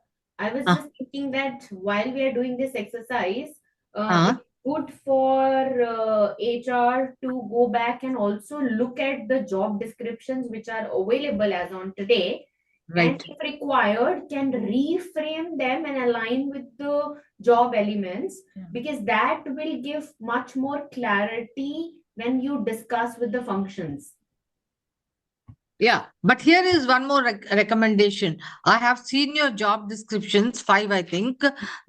They definitely need to be revamped and redone. They Yeah. look very ambiguous and also too complex, to be very honest. Correct. Okay, Yes. so here is what I recommend. In fact, rather than just working on that, take your titles, write the similar job title, and as suggested, go to Own It.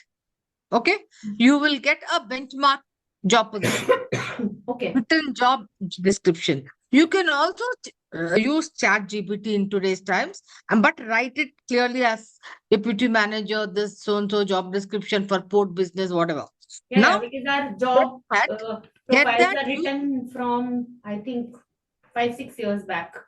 Yeah. Only Now for new get roles that. we are doing it. Yeah. And use Google Forms to at least go to 4 key stakeholders. When I say 4 key stakeholders, one could be the supervisor to whom this job is reporting, and also to 3 other stakeholders who are key recipient of the services of this job. Okay. And of course, if an external customer is involved, also you can do a little interviewing. So let them just add, delete, and then go through 1 or 2 iterations. Okay. And then fix the job description. That is, the business manager says, yes. So purpose of this job. Why does this job exist? That's the question one has to ask. What happens if the job is not there? You know? So that means I will get a good understanding as to, hey, what is this key purpose of this job? What does it have to really do, achieve? Then you will get the job elements very well done. Okay? Yeah. Because right now your JDs have to be definitely be revamped. Okay. Okay. Moving ahead. Mm. So yeah, under job element payroll, knowledge one and knowledge two from the JD of assistant manager HR. Threshold competency K1 minimum would be understanding salary component and payroll cycle, very basic. And then differentiating competency would be design, control, and audit the complete payroll structure. Then second knowledge would be second. What do you say? Knowledge under payroll would be income tax, statutory deduction, and compliance. So minimum requirement would be, uh, able to apply taxes and statutory rules. Whereas in differentiating competency, max we can expect from the AM HR I role lost is, you guys. I'm so sorry. I lost you guys. Yeah, for a minute. Okay. yeah. Yeah. Should I? Yeah. Yeah. So the second job element under the payroll would knowledge under the payroll would be income tax, statutory deduction, and compliance. Minimum requirement would be application of tax and statutory law, whereas differentiating competency would be ensuring full compliance and handling audit independently. Yeah. Yeah. Well, Skill just would a minute. be, There yeah, was this question of saying that is this K1, K2 are levels. So this is for everybody's understanding. This K1, K2 are not levels, but they are a list serials. Knowledge one, knowledge two. Okay. correct. Ah. Yeah, and then under scale, it is like calculating salary, payroll reconciling, and then Mm-hmm. the minimum threshold competency would be performing calculation, which is very basic from the expected job role. And when I say differentiating competency, it would be error-free payroll and resolving discrepancies in case of any. So that is a skill we can look out at. Then, as far as recruitment is concerned, we can have recruitment process and manpower planning, under which the basic thing is of understanding recruitment steps, and then max we can expect from the role is plans, manpower forecast, manpower planning, driving end-to-end hiring. Then another one which is hiring of blue collar employees, which is your on ground staff. So in that, familiar with ground staff hiring needs is the threshold, and differentiating competency would be managing bulk hiring with compliances. Skill interviewing, so schedule interviews and support selection threshold, and differentiating is like independently evaluating and finalizing the candidate. When, Excellent. yeah. Just here a point, like, if you have noticed, if you have observed, you would find that at threshold, the level of complexity of doing things is almost very basic level. And if you have seen a person who's at a differentiating level, he is much more independent, much more, complex, understands the higher things. So typically, when we are doing this particular activity of identifying knowledge and skill at a minimum and a maximum, or the differentiating, what we typically do is we will keep in our mind or talk to one of these high performers in this role, because that person will, when we'll ask, okay, fine, to do this, so what kind of a knowledge is involved in it, what kind of a skill is involved, so it will help you to calibrate. All Mhm. right. Yeah. Okay, carry on. All right. Last one under recruitment is vendor coordination and documentation. Threshold is the minimum requirement of coordinating with vendors and maintaining records. Whereas when I say differentiating competency, it would be managing vendors and ensuring compliance self, like independently. Then employee life cycle, onboarding to separation process, minimum expectation is awareness of the basic employee life cycle again. And when I say differentiating factor, it is managing completely life cycle independently again. Salary revision and employee records, as far as employee life cycle is concerned, maintain employee record by self is a basic requirement, whereas controls, revision, and ensuring data accuracy is the differentiating factor. Skill, onboarding and documentation handling. Then again, coming to the threshold, it's completing joining formalities, whereas differentiating factor says delivering seamless onboarding experience. And then exit process and full and final settlements. Basic is assisting in exit formalities, and then the differentiating factor would be independently completing all exits and settlements. Then we also have employee engagement, under which employee engagement activities and initiatives minimum is awareness of the engagement activities and engagement calendars is what I put it across, and then maximum is designing and driving complete engagement strategy. Then employee communication and connect program, so supporting communication and events in threshold, which is basic, and then differentiating is building strong employee connect and participation as well in all the activities of the organization. Skills, engagement, event planning and coordination, which is day-to-day task as far as minimum threshold is concerned, basic assistance. Whereas when I say differentiating factor, it is independently planning and executing it all together. Then feedback, as far as employee engagement is concerned, feedback play a major role. So when I say threshold, basic is collecting feedback from employees, whereas when I say differentiating factor, it is analyzing the feedbacks and driving for improvements.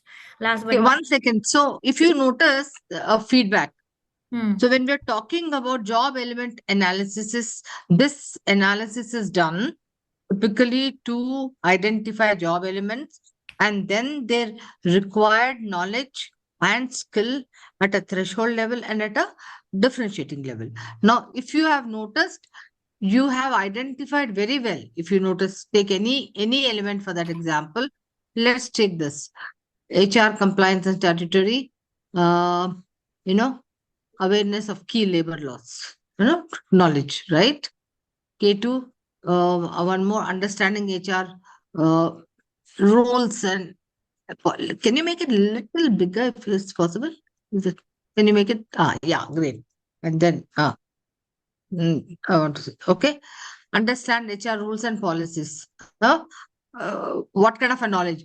But if you see here, um, under knowledge for differentiating ensures full compliance and handles audits.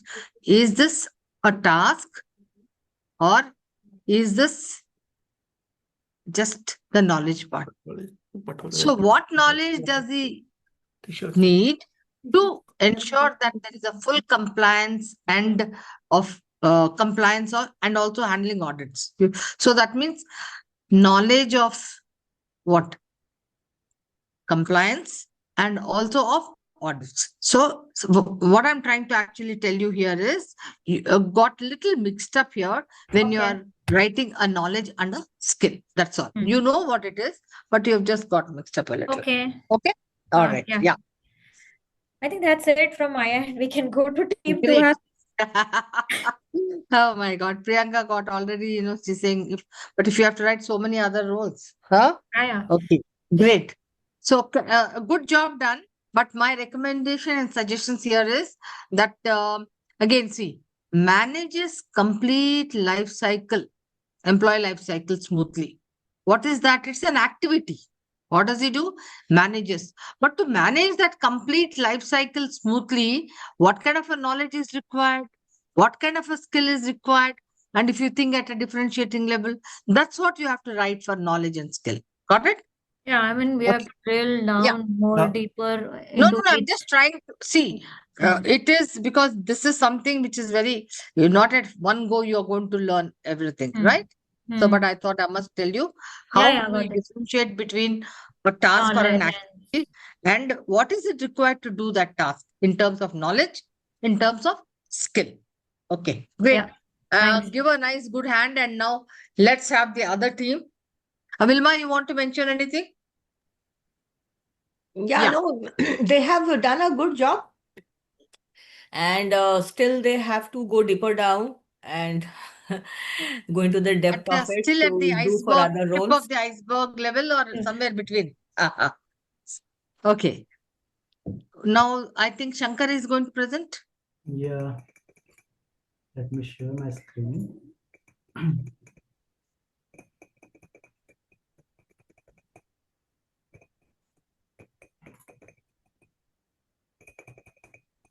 Hope you are able to see my screen. Yeah, very well. Okay. So Great. here we have choose deputy manager security position. to evaluate job elements. So we have first identified job element core competencies. The core competencies, we have identified 4 core competencies that the person should have well versed with security management, security investigations, security policy and process development and its drafting, and deployment and training of security personnel. Okay. So for each core competencies, we have, write down the knowledge and skill required for that person, and Excellent. then the differentiating competencies at what level he should be, and that level, what kind of competencies in detail required. Okay. So So you have under done. security management, he should thorough knowledge of crisis management process. Okay, understanding of security tools application process, and he should know the skill like firefighting skill, crisis management skill, or any skills which should handle the major accidents or any untoward activity towards the premises. Okay. So as this role is leading a security section, so I think the level 5 role model expertise he need to understand the crisis management process. So he should design, improve, or set a functional standard for crisis management or any security management for his entire function or role. Okay. So like here, if you want to write in differentiating competencies knowledge, so knowledge of designing or improving functional standards for crisis management, knowledge of designing, then it Knowledge of becomes design. knowledge, Okay, right? okay. Yes, Yeah. okay. Then when it comes to skill, of course, so applying that knowledge and designing and improving or setting functional standards for crisis management, that becomes the skill part, right? One is the Yeah, know-how, one is the know-how, and the other part is the skill part. That is the Skill part. ability. correct. So another aspect, the security investigation is also a core competency for this security personnel. He should understand the investigation protocols or finding evidence, collecting the documents, and reporting it properly. So that knowledge he should have, and he should understand the security access control system devices, the skill required for this particular core competency is he should have good communication with internal and external stakeholders. He should be a good observer and good vigilance skill he should have. And likewise, the differentiating competencies is like a coach, order, and build the functional capability across the team. So again, Previously, you need to have knowledge. So knowledge of coaching others and building yeah, functional knowledge. capability. Yes, Okay. And yes. here also, you can sometimes replace it when you're documenting under threshold. Just go to the threshold 1 minute. Shift. Yeah. No, if you shift it little, yeah. So you have written understanding, right? So you can also write knowledge of what happened then, because you are writing knowledge and skills, knowledge of so and so thing, knowledge of this. Okay, Correct. that will be preferable. All right. Correct. Understanding this knowledge of the security investigation protocols, Correct. of finding evidence, collecting documents, and reporting. All right, that will be a good way. Yeah. Going further, that person should be drafting some policy processes for the security, and the same to be deployed to the stakeholder internal. He should understand end-to-end operating process, security operating process. He should have a knowledge of all the law and regulations regarding. We have a certain dog safety regulation in our industry, so he should liaise with that rules and regulation. He should liaise with police regulations. That also he should have a skill like policy formation or drafting, and also the communication with the relevant stakeholder or team member, that whatever policy procedure he has framed out, that to be communicated well to the relevant stakeholder or within a team. And the main purpose of this security officer or security team lead is to convey the message to the team and adhere the guidelines and ask their team to follow the instruction. So these are the skill he need.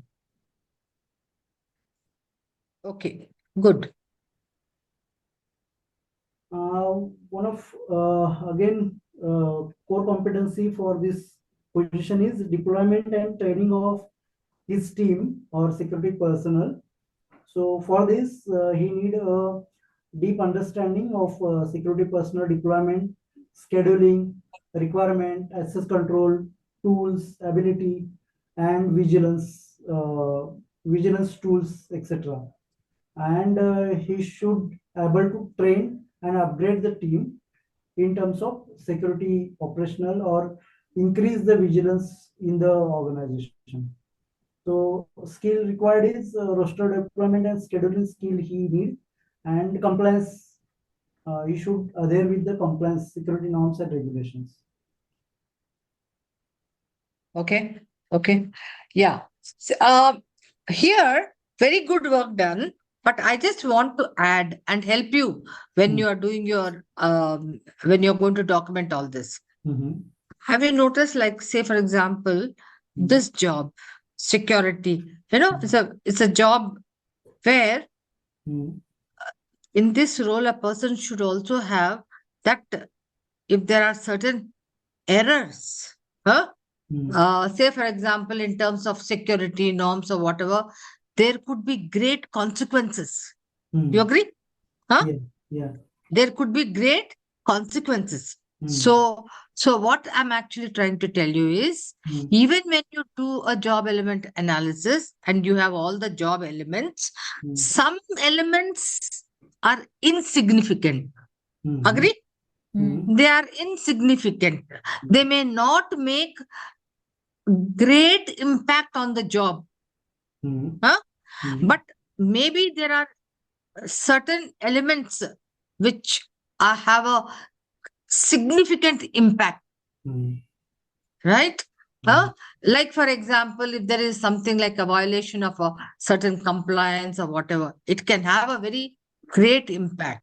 So what happens at that point of time, even when we are writing elements, we need to take into consideration, because these are all the business itself, you know, is Mhm. a business with a lot of compliances, regulations, security, safety, right? Mhm. So therefore, such operational rules, when you go back and write all the operational technical competencies, etc., you Mhm. have to take special, you know, consideration in terms of, how you have written for those important, critical job elements. Okay. Mhm. Okay. Yeah, this is what I was just trying to emphasize on. It's very, very important. Okay. So, what for both the groups, why do you do a job element analysis? You do a job element analysis to get the job elements and to write your technical competencies, or you can say your functional competencies, which are knowledge and skill. Knowledge and skill are the know-how and the ability. To get those competencies, you do the job element analysis. Okay. So both the groups have done what? A job element analysis to get a good understanding and to document the technical or the functional competencies, which are knowledge and skill. Now, just think of it. When a person comes and you interview him about the know-how part, whether he has the knowledge part. And then you also interview him about the skill part. So he's good at knowledge also, he's good at skill also. But then surprisingly, you say, hey, he was so good. But then when he's actually working on the job, he's not so effective. He's not so efficient. So what comes into play? There is another dimension of the competency, which is called behavioral Yeah. competency. Yes. So that comes into play because the real effectiveness of a job is when that know-how, knowledge, and when the skill.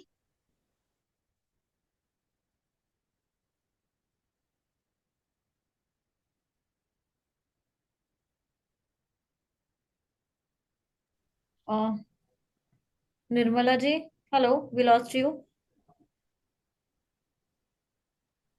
Yeah, maybe she got disconnected. She'll connect. Screen just froze. Hmm.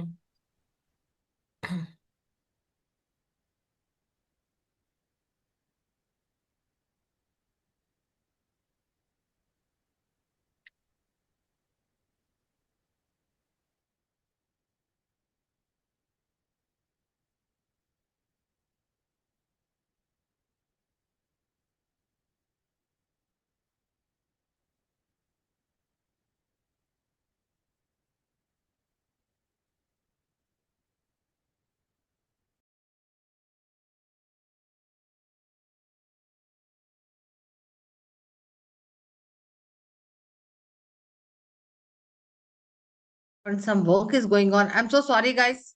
Where did I break? What happened? Am I audible?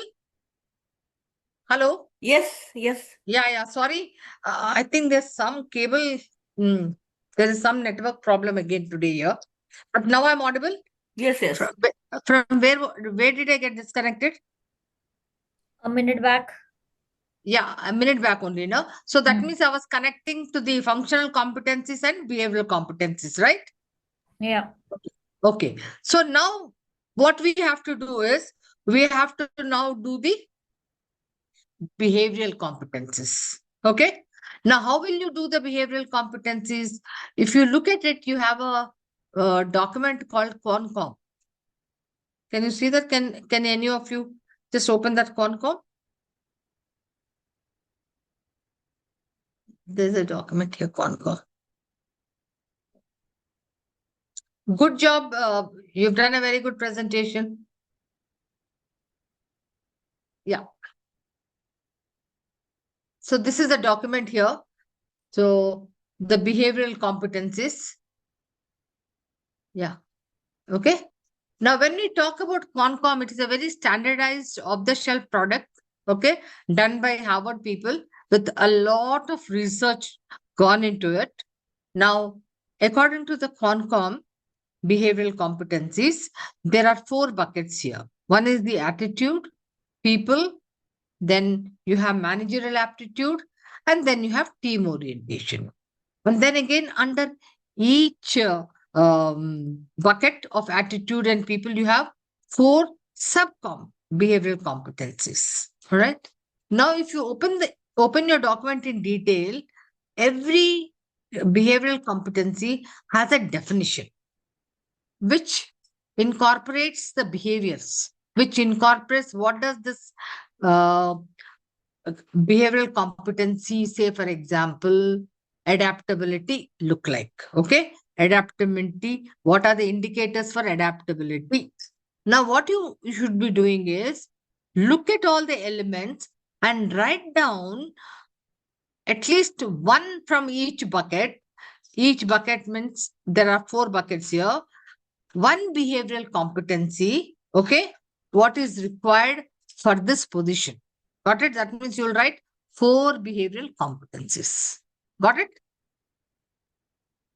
And write 1 or 2 behaviors. Then we will learn how to do the bars.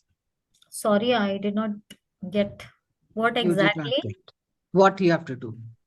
You have done knowledge and skill, which are Yes. called the technical competencies are functional. Now, Hmm. I gave an explanation saying that just having a know-how and just having a skill is not enough to do a job successfully, right? You Correct. also need a behavioral Behavior. competency. I may ask an IIT Madras guy, he's excellent. He's got from the best of institute and he's got great skill.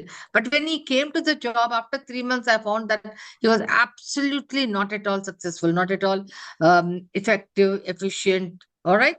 Hmm. So I have to identify what are those key behavioral competencies which are required for this job. Got it? Now, what you would be doing is identify 4 behavioral competencies from 4 of these buckets of Quancom: people, attitude, managerial, and other one. You can either take 2 from one from one, but I would prefer take one from each. Okay. Write the definition and write the behavior in the context of this job. Okay? Behavioral competency. What is required for this job in terms of behavioral competency for this job to be very effective and efficient? Priyanka, have you understood now? Yeah, so from the attitude orientation, I have to pick one. People skill, I have to pick one and then Yeah. define it, right? But Till the how will you, what definition. will be your criteria of picking one? For example, say you are doing an HR job, right? Yeah. Hmm. Huh? Hmm. Yeah. Maybe here under attitude, I will say adaptability will be one because you're doing recruitment and all that. Maybe, you have to be very adaptable. Hmm. Agreed? Because Yeah. you will be meeting different stakeholders. You have to communicate with different stakeholders. Okay. Lot of changes. It could be in technology, it could be in people, it could be in geographies. So I would say adaptability. So Okay. in the context of the job, you have to pick up. Because what you pick up Okay. here may not be the same as a deputy manager security for the other group. Hmm. We'll pick Got it? aggressiveness from the attitude orientation. Yeah, you got it. You got it right. Okay. So now you create this. So when you create that, then you can also write what is the behavior required at a minimum level, level 1, level 2, level Hmm. 3. Keep Okay. it only to level 3, by don't go further because you are still learning. If you make it more complex, then uh, you know you go step by step to learn. So Just keep ideally, 3 levels. we Huh? have to define whatever we select into this 5 proficiency level. That is what is expected. No, no. Adaptability. Adaptability is a behavioral competency. Okay. As I said, it's a label, but Hmm. by just the label, you won't know anything. It has a definition. Where is Okay. the definition? In the document, and which defines the behaviors. Madam, Nirmala ji, Yeah. I think adaptability, we have to mention the level 2, level 3, that level we have to mention for that particular position. That is From that? where Yeah, you yeah, picked yeah. up the But no, definition? no, no. That you can do it later also, but at least create the scale level 1, level 2, level 3. Okay. What is minimum and what will be maximum and level 2. Got it? इसमें होगा. Baapre. I know it is not easy. Priyanka Manoj is is saying already saying, Bapre. oh my God, I have not even done in my day's work so much. All the best, Manoj. Brain fog. uh, all right. Okay, I will give you one. I gave the secret already to that group. Okay. So use it in intelligently. I gave you one, no? Magic wand. Hello, Priyanka. Yeah, yes. You- So use it intelligently. Okay. Got it. Yeah. So even for the other group, I would say, guys, use it intelligently. You can definitely use in today's times because a lot of research has gone into ChatGPT, but use it intelligently. All right. Okay. How much time? 30 minutes? Yes. Yes, Priyanka. Now you can show me. Okay. Hmm. Yeah. So, from the behavioral competencies out of the given option, we chose adaptability. Okay. Definition is already given under that Word Hmm. document. We picked it up from there, Great. Great. which is a proven ability to perform under well-changing condition, high stress and adverse physical conditions, ability to relate to varied personalities, and absorb new method with excellent practical, I think, excellent practical results. So Right. this is something which regards to adaptability. When I talk about minimal, which is level 1, it starts with struggling to adapt, and then developing talks about accepts the changes with guidance. Then when I talk about level 3, which is proficient, in that it adjusts effectively to change as Routine. far as HR policies, payroll rules, or systems is concerned. And strong is like proactively anticipating changes as far as labor law, processes, technology is concerned. And Okay. when I talk about level five, it is very strong, like a role model. It is like driving changes, driving initiatives, HR analytics, like acting as a Good. champion and build organization agility. Yeah. Because So, just to add to this, for example, in this role, so since the person is doing what even with regard to payroll softwares or with regard to policies or with regard to recruitment, see there is a good scope for what change, right? So hmm, how does he adapt to change, whether in terms of pay, scale, scope, technology, situations, right? Good. hmm. Yeah. One question, maybe out of curiosity, ये जो behavioral competency which I can see on the screen and the document we referred is Quancom. So Quancom ये कौन ये नाम कहीं से like you've picked it up from somewhere or like how this name Quancom? Yeah. This Concom is a given name. This was developed by a lot of research which went through by Harvard people. Okay. Okay. So this is a very rigorous kind of a Concom. It's called Concom behavioral traits. All right. Hmm. Hmm. Competencies. So this is not just, a kind of a instrument which has been taken off like that. This is a well researched off the shelf product. Like for example, an MBTI, right? Hmm. Yeah. Myers-Briggs type or Fire OB. I don't know if Hmm. you're, or a Hmm. DISC. Similarly, even Qualcomm. So organizations which, otherwise, I'll tell you what, the methodology of identifying behavioral competencies, how it's a long process if you want Hmm. a lot of rigor. As for the David McClelland who pioneered this, you Hmm. have to take then a set of people uh, who are low performers and high performers. Got it? Hmm. Then you have to then do a BEI, what we call it as behavioral event interviewing. What Hmm. does this mean? That means you are interviewing them by asking them to describe certain critical situations. I don't Hmm. know if you've learned HR, there is something called critical incident theory. Hmm. Earlier, performance management used to happen by critical incidents. Okay. So, not everyday task. Then you are asking him to narrate a recent critical situation, whether it is high or low. And Hmm. then you are asking him what was the situation, then what was the task at hand, then what action did you take, what was the outcome. So in the entire situation, it is more of the behavior which is being displayed. So the person writes verbatim, and today you can record it. Then Hmm. after recording it, then you are playing it, and then you are mark. It's called. We'll do that tomorrow also. Thematic analysis. What does it mean? You are actually analyzing every word and then looking at it at what proficiency Hmm. you have actually taken action. It is not the outcome which signifies Hmm.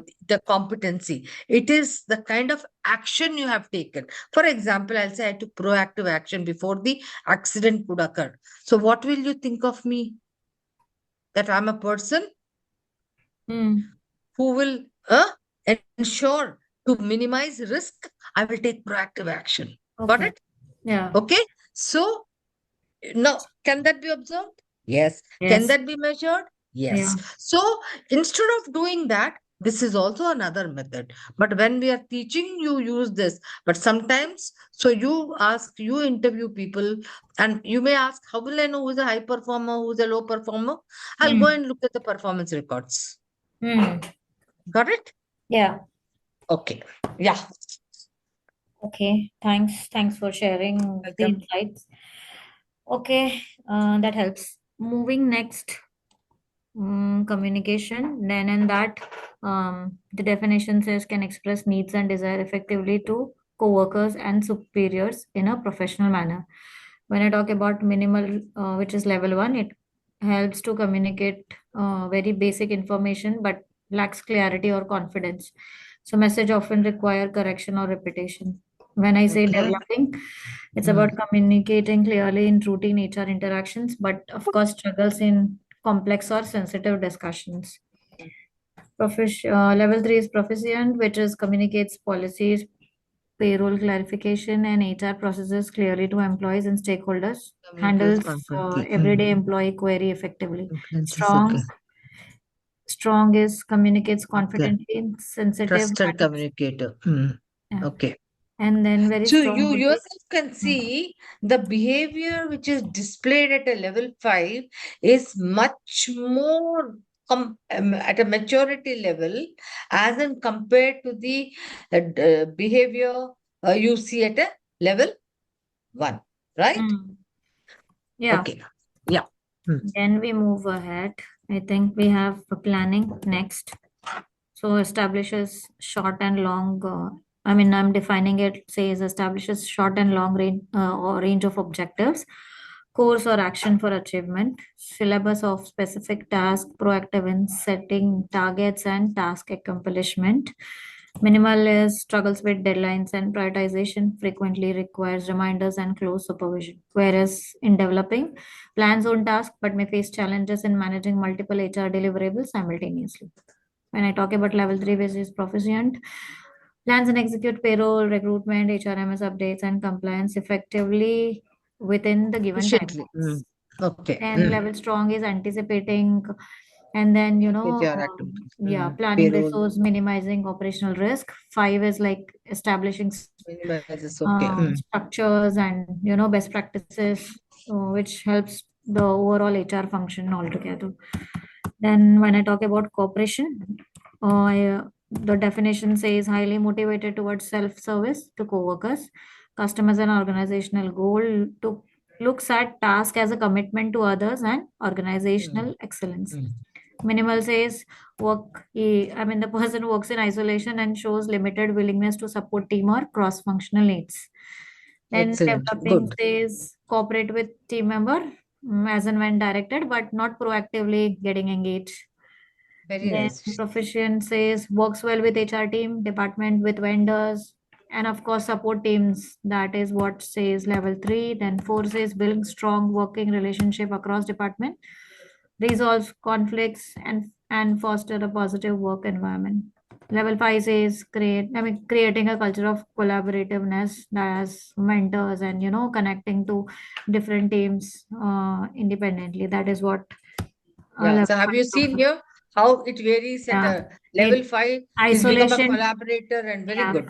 From isolation to collaborator is what. Very good. Yeah. I think that's it from. Yeah, but very good work done. And you can see that how the proficiency levels are increasing from minimal to level 5. Great. Yeah. Good job done, guys. Very good job done. Okay. Yeah. I also will give you a good clap. Now coming to Good job. I could actually see Priyanka was getting a little tired, but nevertheless, now you are able to understand few words and also levels of proficiency. Okay. Now, where is that other group? कहाँ गया group? Shankar and team. Huh? We are here. Nowhere on the radar. No, I've gone to a different orbit altogether. no. We are here. Okay. Okay. Shankar is also saying, "Wow, so much of work आज बहुत ज्यादा करा दिया." We Achhi don't do so much of writing work and reading work. Just give me 1 minute. Yeah, no worry.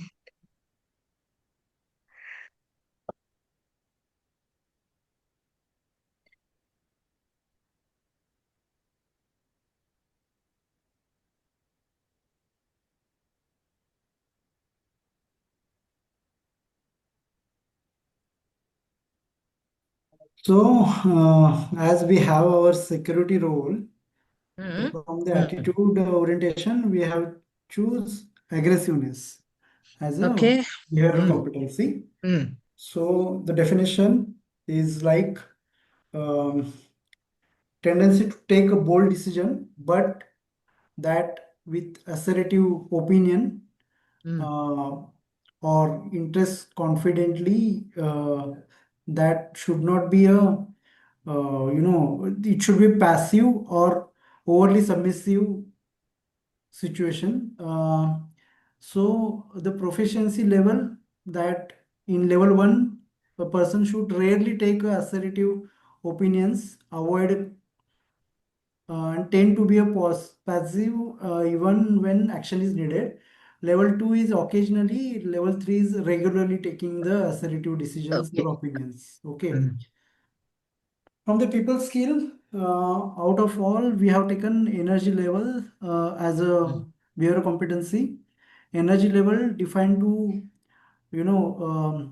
a steady and fast pace in executing security assignments. Okay. Um, that possess a readiness for the present and future assignments.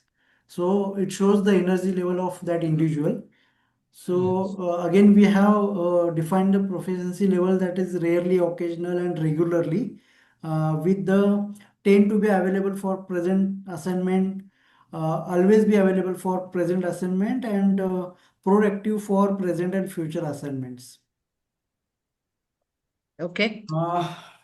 From the manager aptitude, we have taken independent judgment. The person should be capable um, towards the goals, utilization of individual talent and ability, basically make judgment and decision to execute his task. Yep. So again, we have defined a proficiency level with rarely, occasion, regular. Uh, from the team orientation, we have taken a loyalty. That person should act in the interest of organization, is the topmost priority, and Yep. has instinct to dedication to the cause of organization mission. So rarely thinking on the organization interest, occasionally thinking on an organization interest and perform, and regularly thinking on an organization interest and perform. These are the proficiency level could be designed. I think good job done, guys, both of them.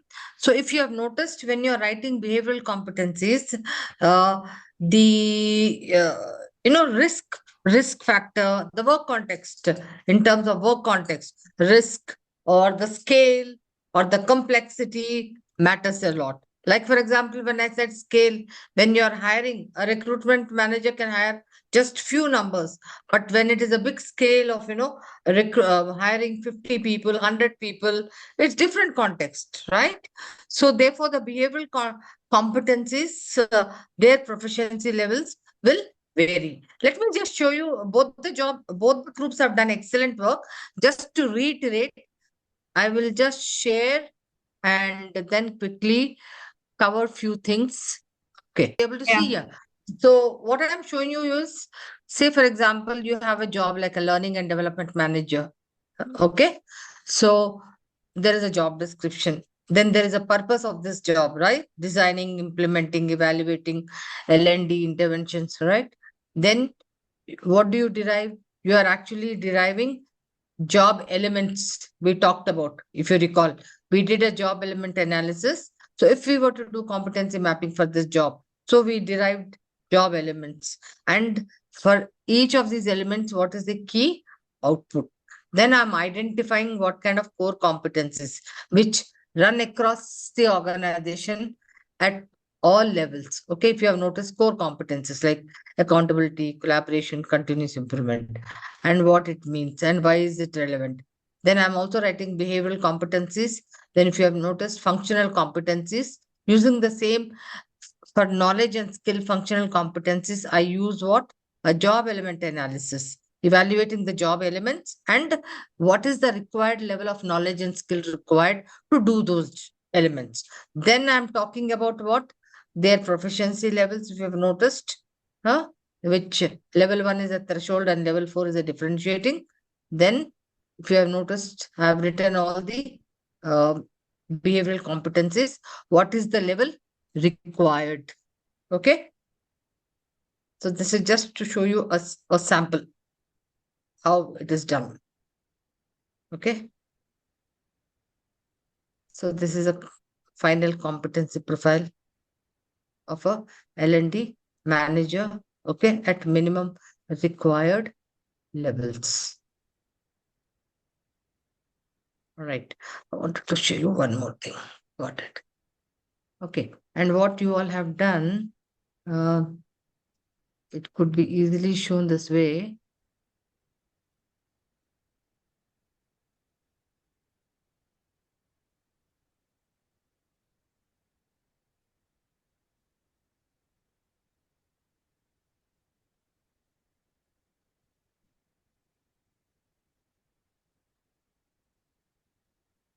So typically in organizations, you will see, share.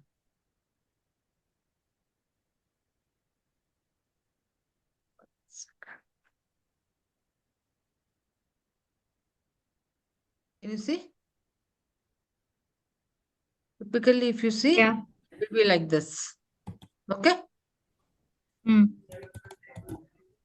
If you see, there'll be documents, where there'll be all these elements. Can you see?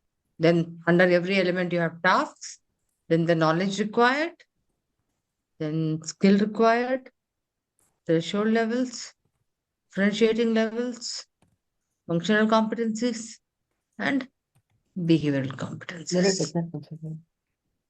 This is for that HR port. This is Priyanka's group who has done. Okay. Something like this. And then other job related safety. You all did this one, right? Manoj?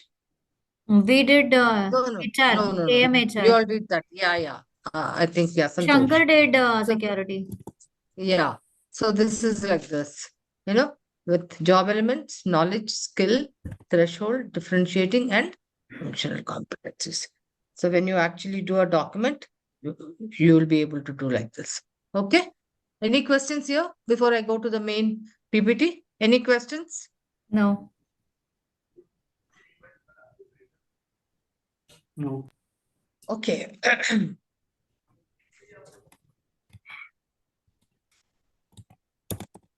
Yeah. So I wanted to show you one particular thing. There is something called, we talk about competency dictionary. Okay. Have you heard of this word? Competency dictionary? So No. I'm sure like these days nobody uses a dictionary. At least I use a dictionary. I used to use. This was What like is the when normal we dictionary learned used for? No, normal the dictionary tricks of the used for. trade. Huh? No, I was saying See, that this is when we actually learned in initial days how competency mapping has to be done. We used to follow the dictionary. okay. No. So There's what is no AI. dictionary? Dictionary is like, it's a manual, or you can call it a typical dictionary. It's just that way. So what does it have? It has all the core competencies, the functional competencies, the role specific competencies, along with what? Along with behavioral competencies, their definitions, and their uh, proficiency levels. So at any point of time, it is like a reference book. It is like, you want to check, okay, creativity and innovation for this role, what is the kind of a level required? You can actually look at the competency dictionary, and it will be there. It will be defined. All right. So typically, when you talk about a competency dictionary, the anatomy means what does it have when you cut what does it have? It will have a definition, okay, for every competency, right? It will have the name, it will have a definition, then it will have behavioral indicators, means what are those behaviors which you need to have. Indicator is nothing but indicating what are those behaviors you should have at different proficiency levels, which you have just done. So basic, intermediate, advanced, expert, depends whether it is 3 levels or 4 levels. Say, for example, in a competency dictionary, you can have competency, problem solving. Okay. What is the definition of problem solving? Identifies and resolves problems in a timely manner. Means resolving. What would be the behavioral indicators? And why do you think behavioral indicators are important? I've been reinforcing, and I am also repeatedly mentioning about behavior has to be observed, measured behavior. Why do you think behavioral indicators are important? As an HR person, especially all of you are HR people, why am I actually emphasizing in this on this behavioral indicators?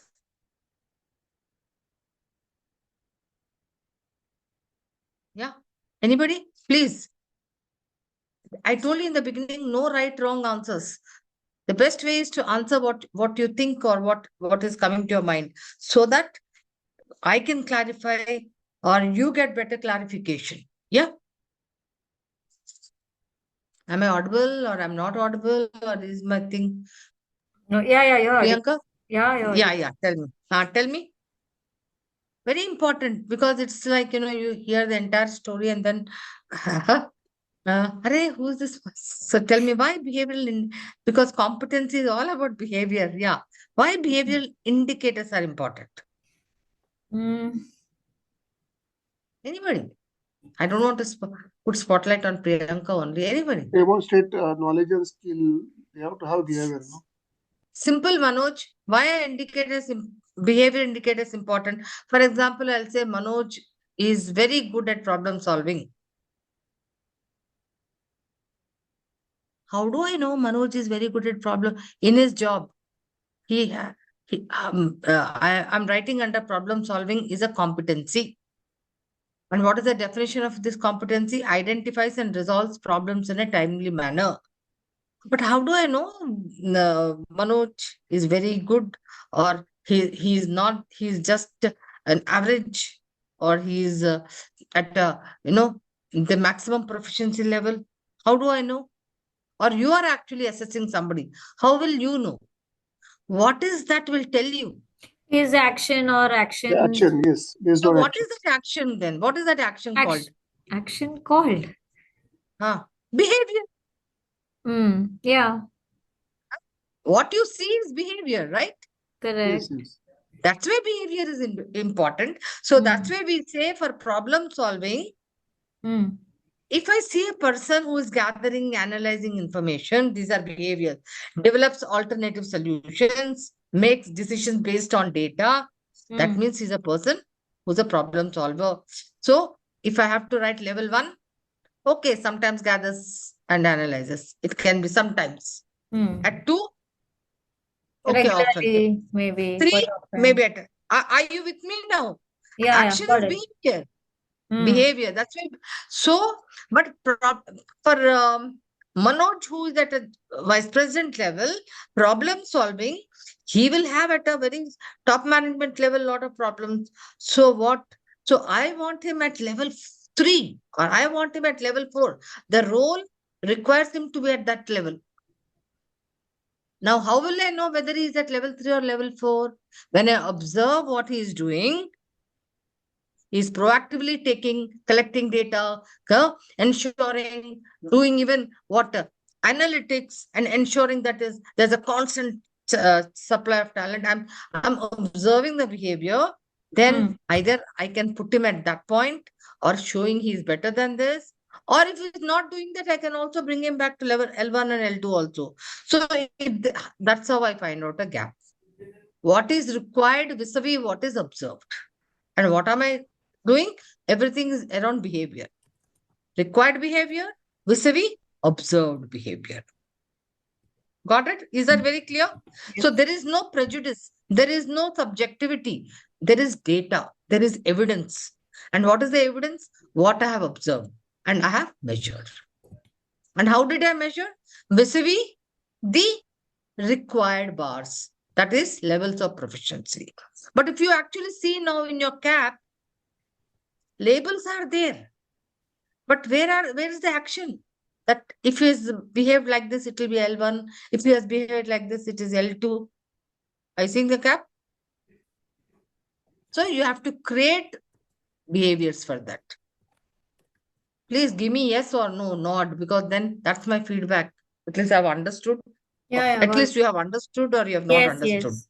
Huh? Got it. Everybody, only Priyanka or Yes, somebody else also? yes, yes. Huh? Everybody? I think you Yeah. should start people putting on spots so that they respond. Yeah. Others also need to talk. Yeah. Okay. Now this Rajkumar, I didn't hear dictionary. you at all today. Okay. Now this Ma'am, yeah, dictionary is network issue, not ma'am. something, Network issue. guys. Yeah, I'm coming to another quickly. Dictionary, when I say, is not something cut, paste, and do. Okay, somebody is written, I will go to the Google and no, it is contextual because every organization exists in its own environment. Okay, context. It has its own strategy. It has its own competition. There's a market environment there. So it's competing with the. So in that context, you write the, as I said, I think earlier I was explaining, a particular label, competency may be the same, problem solving, but the definition for that problem solving will depend on the context. Got it? And the level of proficiency required also will be dependent on the role context. The role context. Like, for example, problem solving for the facilities in most of the IT departments.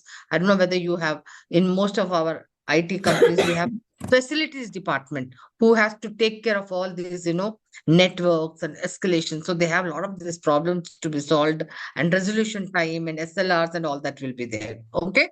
So their context will be different. Problem solving for maybe a port environment will be different. Got it? Yeah. So I have mentioned to you again, the dictionary will have a label or a title, definition, indicators, and proficiency levels. Okay. Yeah. Now it will look like this. Competency dictionaries. All right. Now in the end, I want to just talk about in what way do you use. Okay, this was that what I was wanting to teach. I mean, re-emphasize there, in the beginning when I wrote. Competency is made of knowledge, skill, and behavior. Knowledge is what I know, information. Skill is the ability to do, apply. But just by knowledge and skill, I can also say, okay, knowledge, skill, and interview. But why should I say technical competency? Because there is a difference. What do I know? What can I do? But in which job context and to what level standard? That's where a combination of knowledge and skill applied to a job becomes a technical competency. By a standalone of knowledge and skill, they do not become technical competency. When you apply this know-how and the ability to the context of the job, okay, then they become, so what standard required, that becomes a technical competency. You will, the more you keep reading and understanding it, you will learn it. All right. Okay, I wanted to actually show you this is what you all did when I said job element analysis. I wanted to teach you all, what do you use for I think it is, I'll show it to you later tomorrow, but what do you use competency mapping for? What are the various uses of competency mapping in HR? Where all can you use competencies? So maybe of course while hiring, appraisals, Training and development. promotions, succession planning, Mm. Absolutely, trainings. absolutely. You can use it for it. It becomes a DNA. Competency become your DNA. How? Because when you're hiring for a particular job, so there is a consistency in terms of the criteria, be it recruitment, be it performance management, be it career planning, for all the HR processes. For example, if you're recruiting for an HR recruiting associate, the criteria remains the same. Then if you are appraising, the criteria remains the same. If you're wanting to promote and you're saying for the next level, so you look at the next level. Or if there is a gap, you are going by the learning and development is using it for what, identifying gaps and giving them training on them, depending on what methodologies they want to use. So what happens? So uh, early, the emphasis was only on outcomes. What of the job? That is, how much did you do? Targets. But today, what's very important is how of the job is also important. How are you doing it? Two decades ago, we were only looking at a performance appraisal system saying, okay, you have to say, for a sales guy, 100 units, 200 units. But today you're also looking at how did you go about selling it. So the how part, which forms the competency part or the behavioral part, that becomes very, very critical. Okay. So guys, once again, competencies are the only way to differentiate. Organizations are differentiating themselves today, not by technology. Technology you can buy, you can copy. Money you can get for organizations. Machines, yes. Material, yes. But where are they competing? In terms of human capability. That becomes your competitive advantage. Why is that becoming a competitive advantage?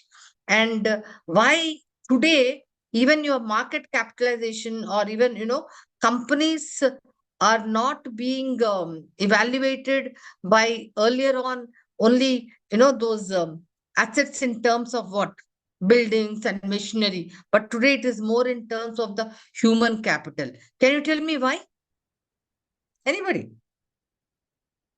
Why is your market capitalization is also very high? Because of the human capital, which is being considered. Like even startups, knowledge startups, they're being sold at such high stakes. Why? So linked to competence that way. Huh? I spoke about it so much in the morning.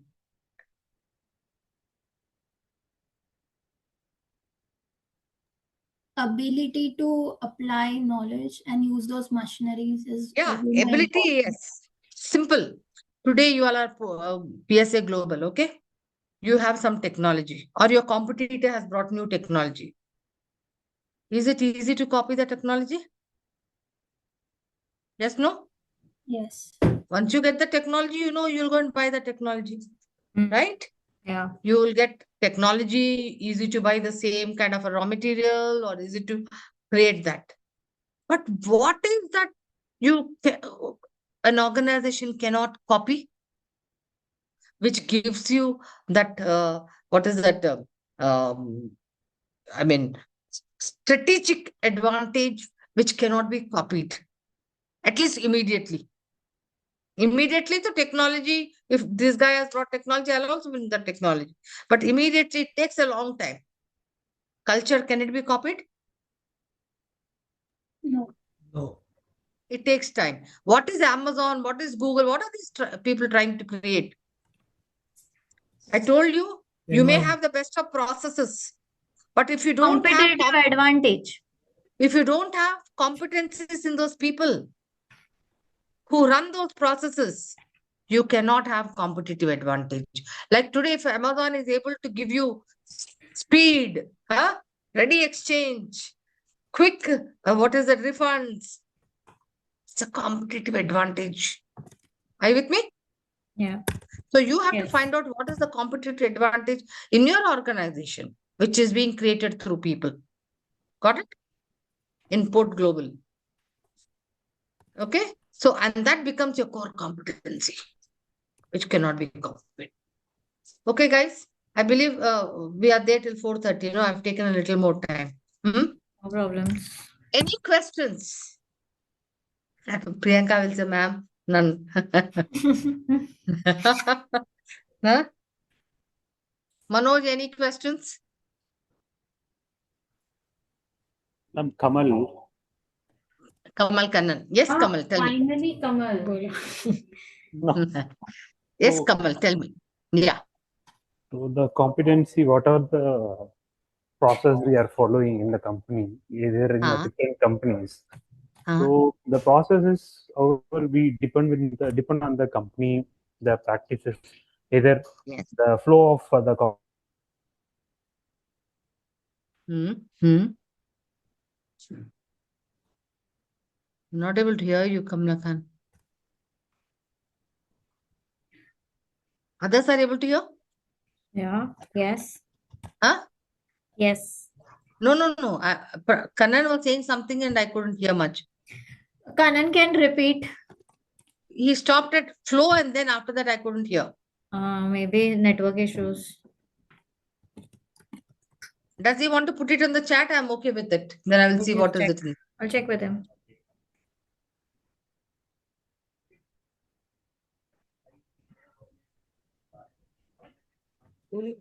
Maybe we can connect tomorrow on that line.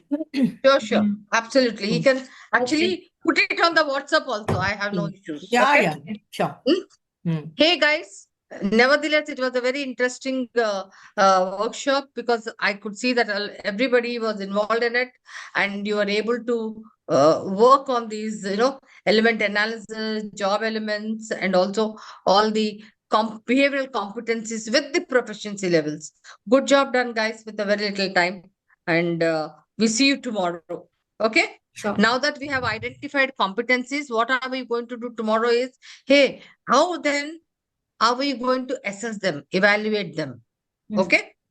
And we do the entire assessment center and competency based interviewing. Has anybody heard of assessment centers? Yeah. I'm Yeah. also Okay, a fine. assessor. So we'll get to know the design principles Also, of this is assessment not. center Okay. and some of the exercises and tests what we use them. Okay. All right. Okay. Take care and bye bye. Thank you so much, everyone. Thank you. Thank you. Thank you. Thank you. Bye. Thank you. Bye. Bye.